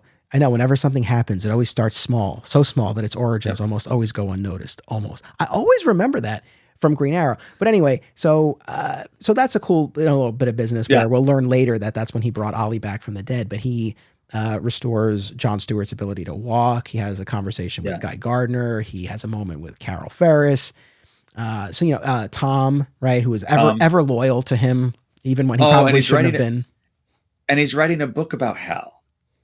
Like he goes to show him the book. I've got the book right here, and it's a cool way to end that. Like, Hal, I think I'm going to give you a good ending to your book. So it's just cool. I look from Emerald Twilight through Final Night. It works in a lot of ways. This idea of like I'm trying to help, I'm trying to fix things. In this instance, it was absorbing the Sun Eater and fixing the sun so that the Earth can live. I could have stopped there personally. Like I personally could have stopped there. We'll get the Day of Judgment. I'm not a fan, but I wish Hal's story could end there, similar to how we had Barry Allen gone for a long time. Like, and then maybe we figure out some way down the road if it's a reboot. I don't know, but I still am mad I sold the issue it was a green emerald foil cover that said, "Here lies Earth's greatest hero," with the Green Lantern insignia on it. I was like, I got to find that book again. Yeah. No, I know. This podcast is an affiliate of BCW Supplies. The next time you need to restock on comic book bags, boards, boxes, and more, be sure to use promo code FSP to save 10% on your order. That's FSP for Flat Squirrel Productions. It helps support the show too. Many of you have already used this code, and I greatly appreciate it. Thank you. Fat Moose Comics is New Jersey's best and oldest comic book store. Established in 1982 and under new ownership since 2020, Moose sells a wide selection of comics from every publisher and time period, along with action figures, graphic novels, posters, statues, and more.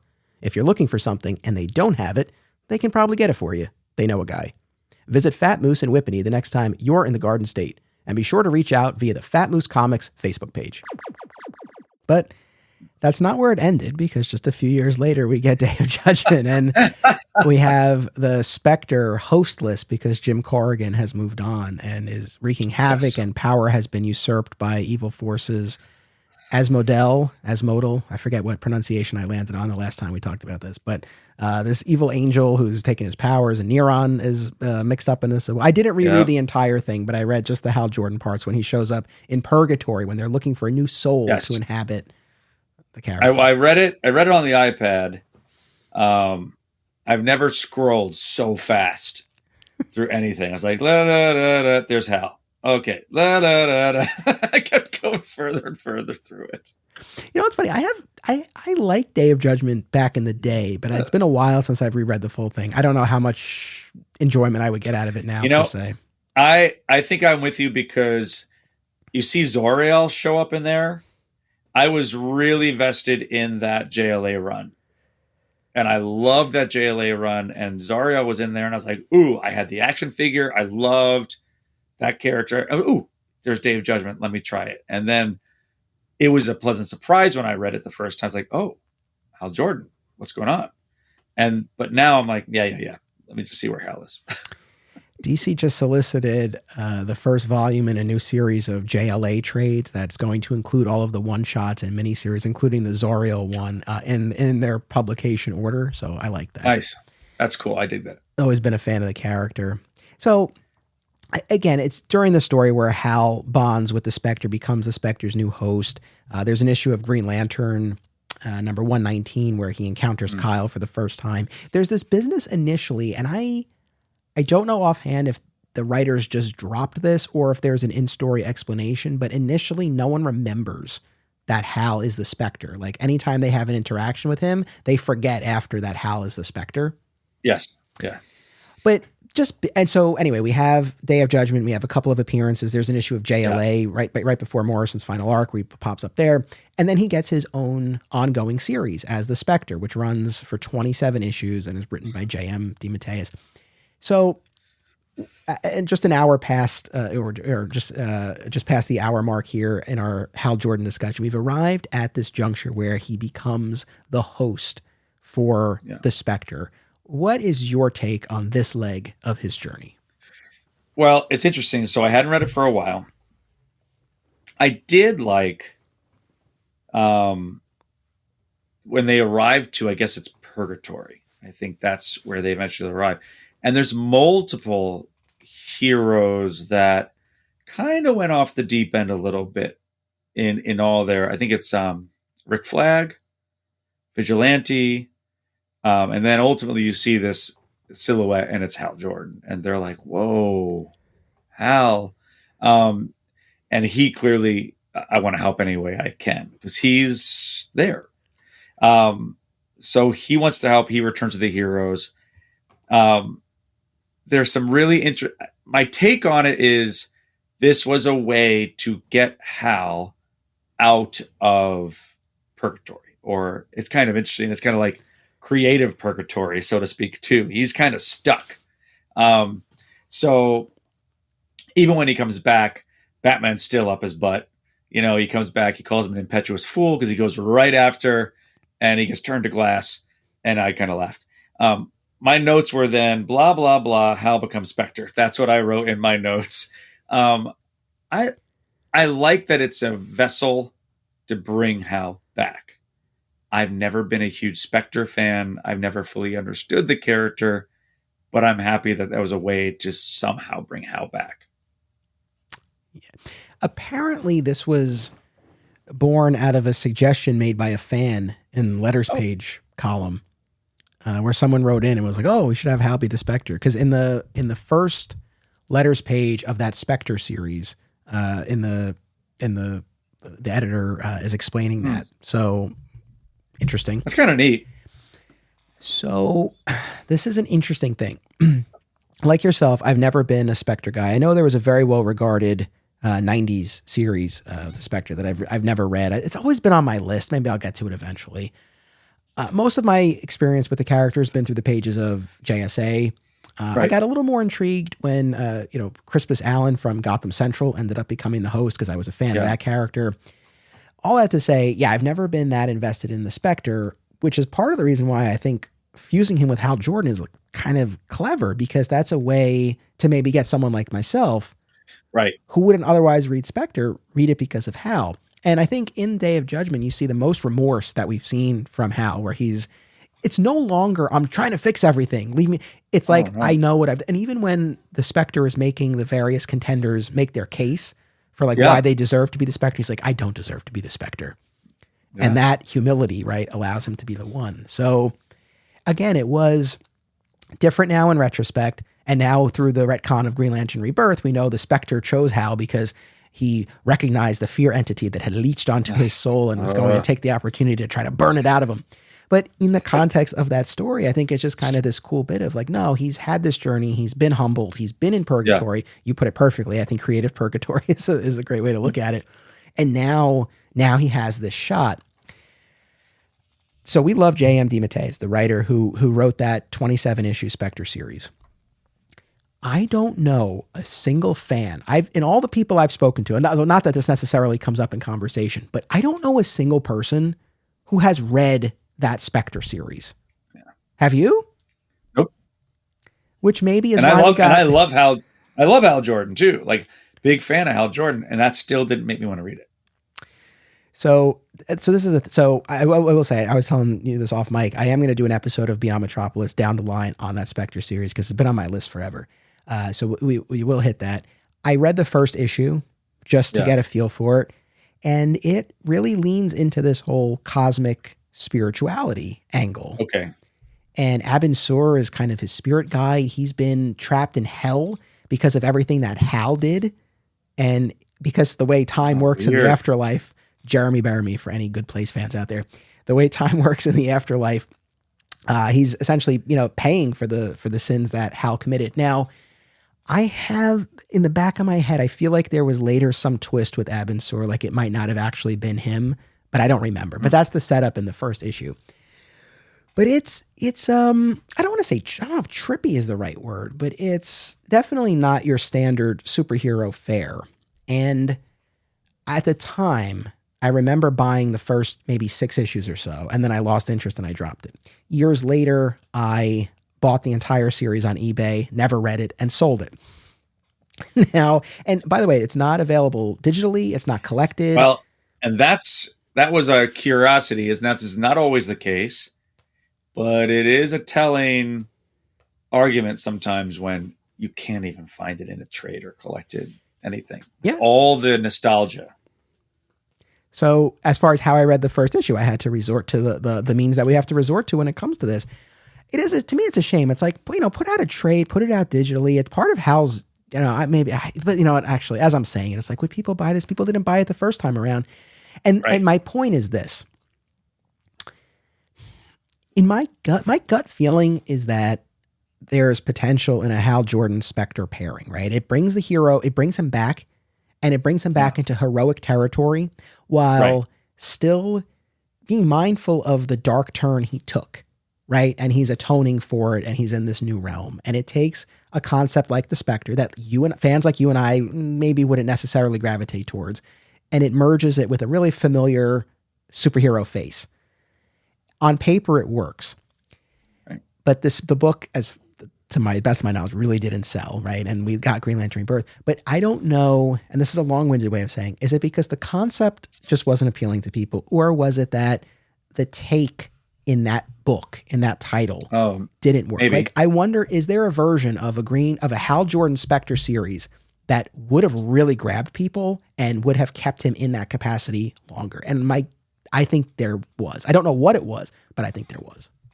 Well, I think if you look at the tone of Hal Jordan as a Spectre at the beginning of the Rebirth trade, I think if that was explored and was a better bridge from Day of Judgment into Rebirth, we might have found a better successful series. But it is interesting now that I'm thinking about the end of Final Night, as much as Hal is looking to be redeemed.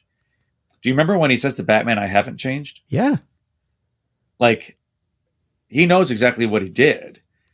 And he's not, again, he's really not saying, yeah, you should forgive me, I did terrible things. Like, but he is finding remorse. But like, I think that's why he struggles in the Day of Judgment series and with Spectre in general, because Spectre is vengeance. Hal is in a state of remorse. He's not in that vengeful area anymore. He's already dealt with that. He's already past that. So I almost think it's making him the Spectre in this case is moving the character backwards. Oh, interesting. I don't. So there was I wish I had this top of mind, but I think it was Jimmy Palmiotti on Twitter not too long ago was tweeting about how he and the late great Darwin Cook had once pitched a book to DC, a Spectre book. I don't think it was Hal though. I think it was either Corrigan or someone else, but they had, and DC didn't go for it. And I just bring that up to say, it's like, I don't know, especially on the heels of something like New Frontier. Like imagine if there had been a Darwin Cook, Hal Jordan Spectre series that was able to kind of tap into the spirituality side, but also give us enough of the taste of the Hal Jordan that we were more familiar with. It might have been a different story. That's not what happened though. And then we got Green Lantern Rebirth. I mean, I remember when those ads, and they're reprinted in the collected edition, which is cool, but those house ads and the wizard ads started popping up and it was like, that was big. That was a big deal. Yes, it was. Yeah. Well, and it was also, I think the question was, I remembered I did not pick it up actually. Like I didn't read it until it was collected. I don't know what it was. I think it was 2006. Yeah. So I just had our second daughter. So it might have been a budgetary issue. Like it might have been, I was still getting Superman books, but I'm like, you know what? I got to wait and not buy as many books as I used to be buying. I eventually got it in collected trade when it was like cheaper to do. But 2004, October 2004 to May 2005. Yeah. Okay. So yeah. So Belle was just born too. So same thing. But yeah, I think when I saw the promotions, I was curious, like how are they going to do this? Like what is, because we know what's happened so far. So what do they mean rebirth? Is it a reboot or is it legitimate rebirthing him, redeeming him? So, and there's a lot of that too. Yeah. I mean, I remember being excited. I bought it as it was coming out. I was probably most excited for the Jeff Johns of it all. Like I was at that point in time, again, like for all the reasons we've talked about, I didn't really have any connection to Hal Jordan. The only connection I had was as Parallax and the Spectre, really. So the idea of him becoming a Green Lantern, I guess it was intriguing, but I was more curious, like, okay, what is, because at this point, Jeff Johns had revitalized the JSA and Hawkman. He was having this fire run on the Flash. And it's like, well, what is he going to do with the Green Lantern? Right. And so I read it as it was coming out, and I've reread it. I reread it when we did our Patreon episode on the Green Lantern movie, and I just reread it for this, and it really works. Like it really works in tying everything together. And to borrow a phrase from earlier, this isn't double talk, because I know we've been saying a lot about how I think there's a lot of value in the authentic journey that Hal Jordan went on as originally intended throughout the 90s. At the same time, if you're going to bring the character back, that I don't know.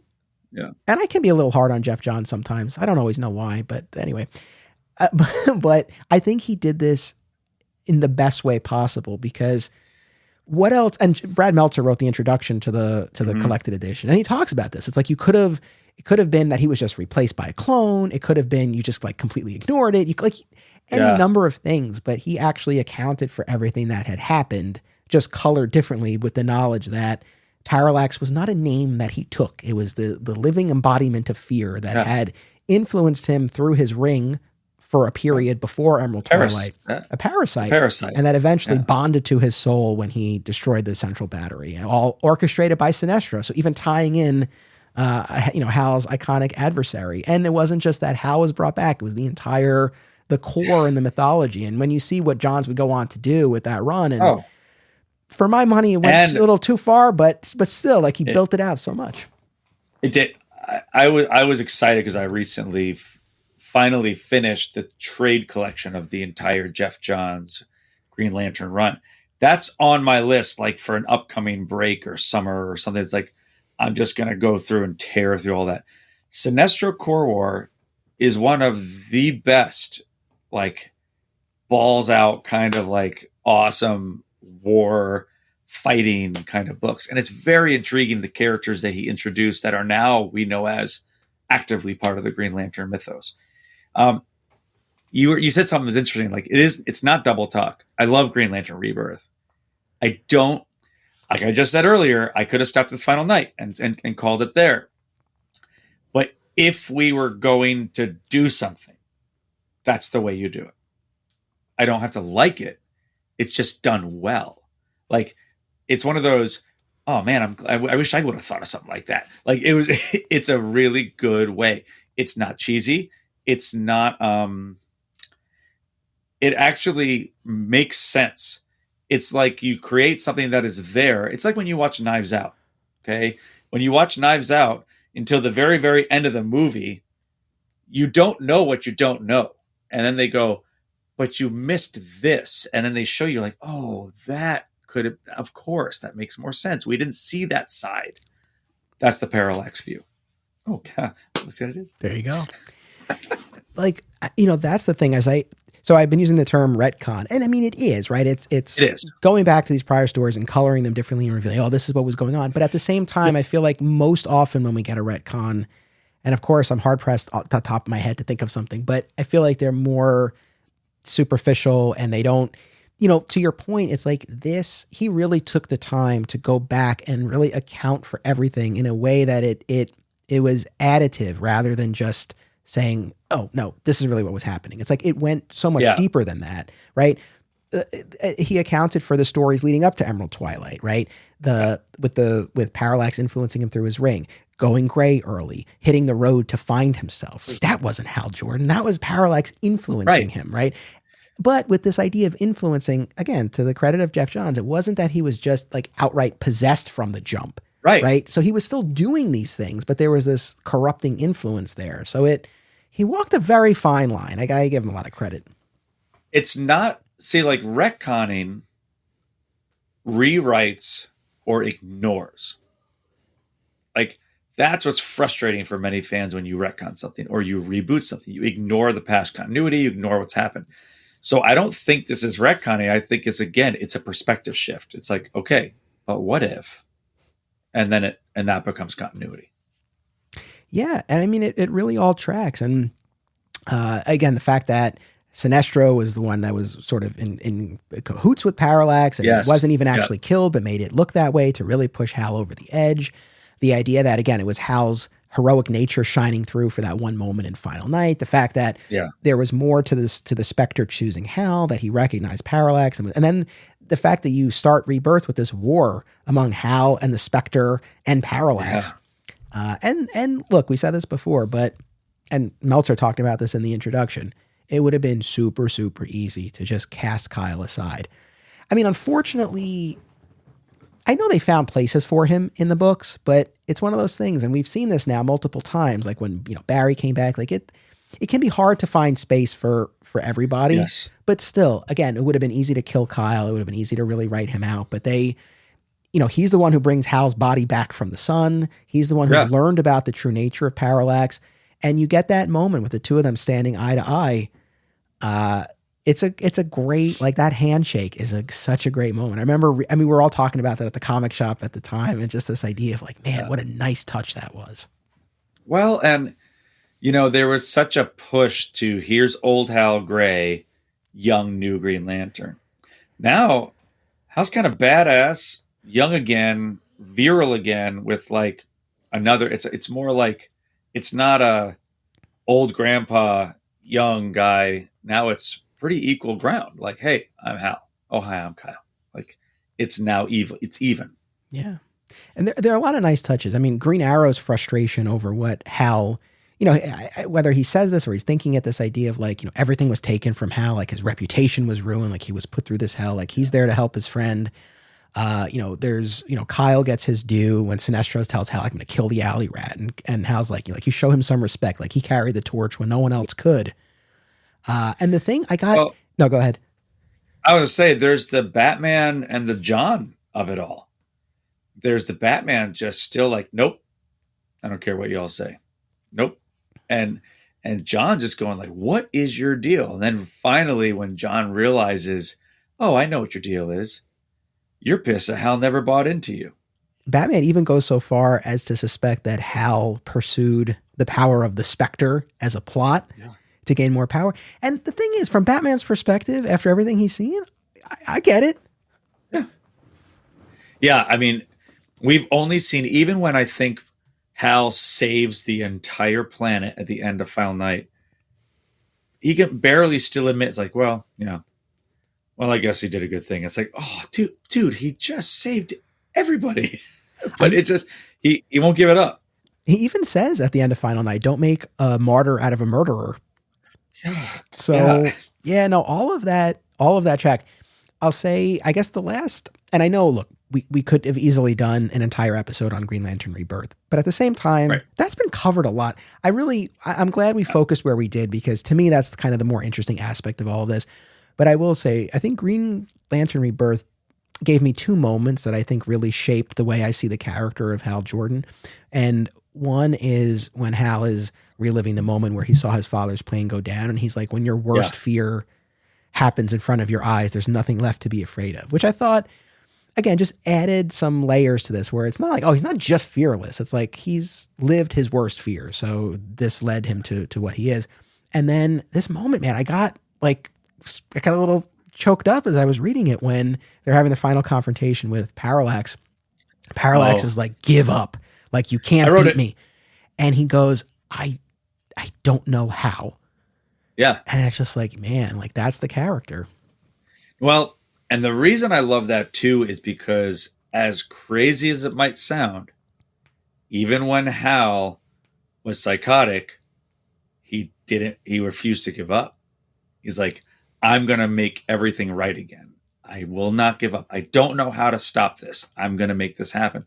So yeah, even when it wasn't great, he was relentless. But now, when he's back to being who he needs to be, he's going to be relentless also.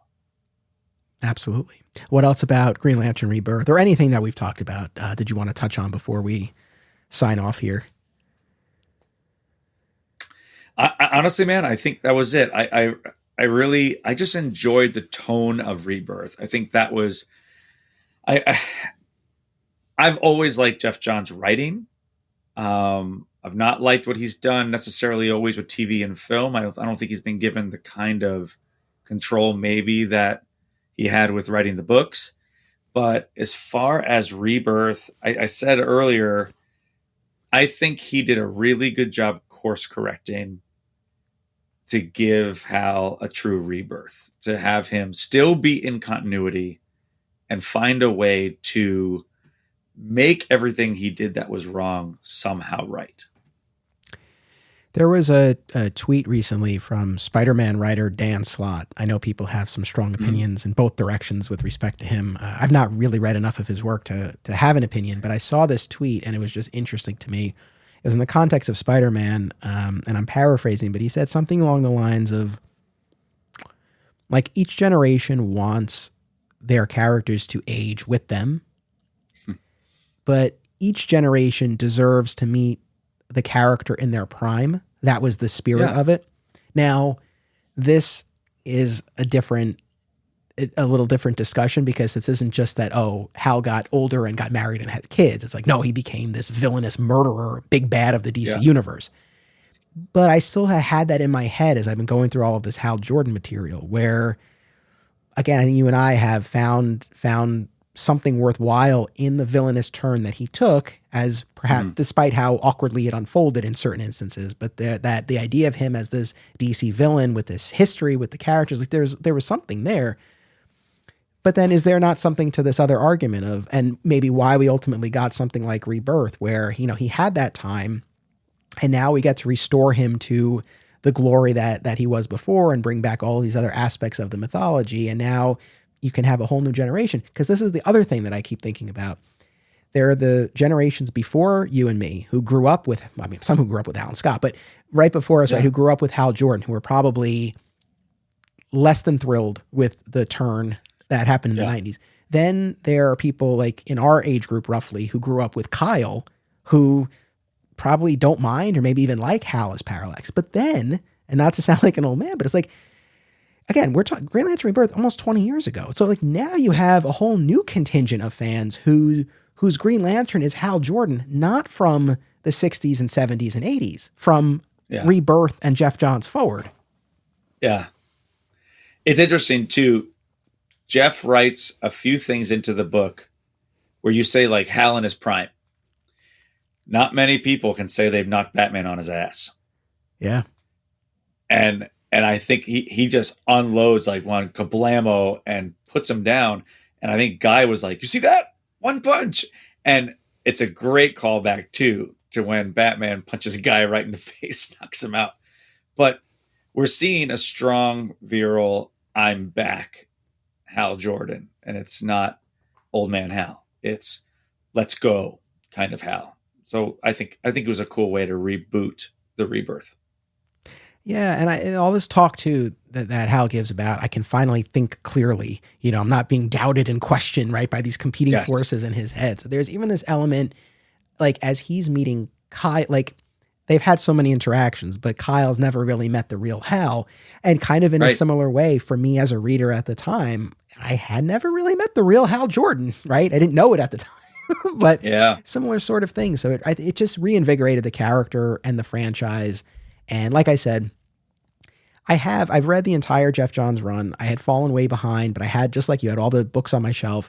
And the summer after I graduated law school and took the bar exam, once the bar was done, I took the rest of that summer and I read the entire thing. And there was so much about it that I liked, but once we got into the point of all of the various core factions and the different colors and the Blackest Night, like after a while I sort of checked out, but the beginning part of it I always look at fondly. And even if that run as a whole is still not like, my all-time favorite run, again, I think in terms of what Rebirth opened the door to here and in other adaptations, which hopefully they'll continue to build that out. I know the one movie we got left a lot to be desired, but in any event, I think there's a lot that Rebirth was able to put back on the board while still honoring what came before. So it's quite, man, from Emerald Twilight to Rebirth, quite a ride.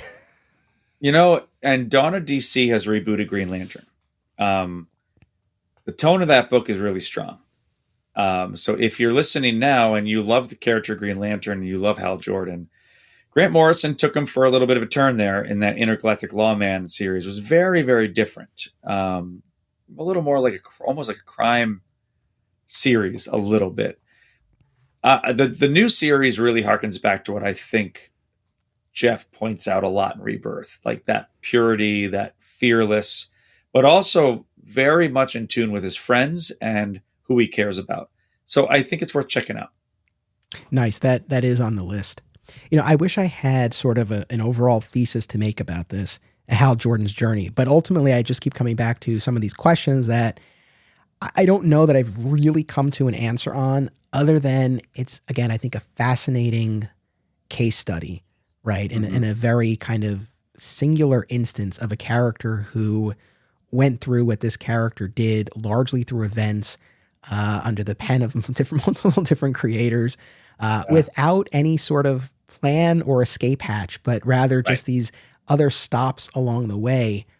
And I don't know. I mean, I think that, how do I put, this is coming to me in the moment, so bear with me, but I feel like there was, perfect choice of words here. There's only so much runway available for that iteration of Hal Jordan. Like they kept finding some new ground for him, right? Especially with the Spectre. But even that we saw didn't catch on, and for whatever reason. But it's like, how much more runway was there? I think there was sort of a built-in point where either he's just off the board, or he's restored. And so I think we got in that 10 years, like a really good or bad, a really interesting journey. And then I think sooner or later we would have needed something like Rebirth. And I'm glad that it was Jeff Johns who was able to do it. Cause again, I think he made the most out of the pieces that he had. So I don't know, where do you land ultimately with all of this? Very similar. I think it's a good case study of us to look at a character who's really had something done to him that no other character we could name has had done in that amount of time, and that kind of shift without a gradual build, but a sudden shift. But like we talked about over the course of tonight, it makes sense based on what happened. It's not a good thing to do to a character that you care for, but it makes sense.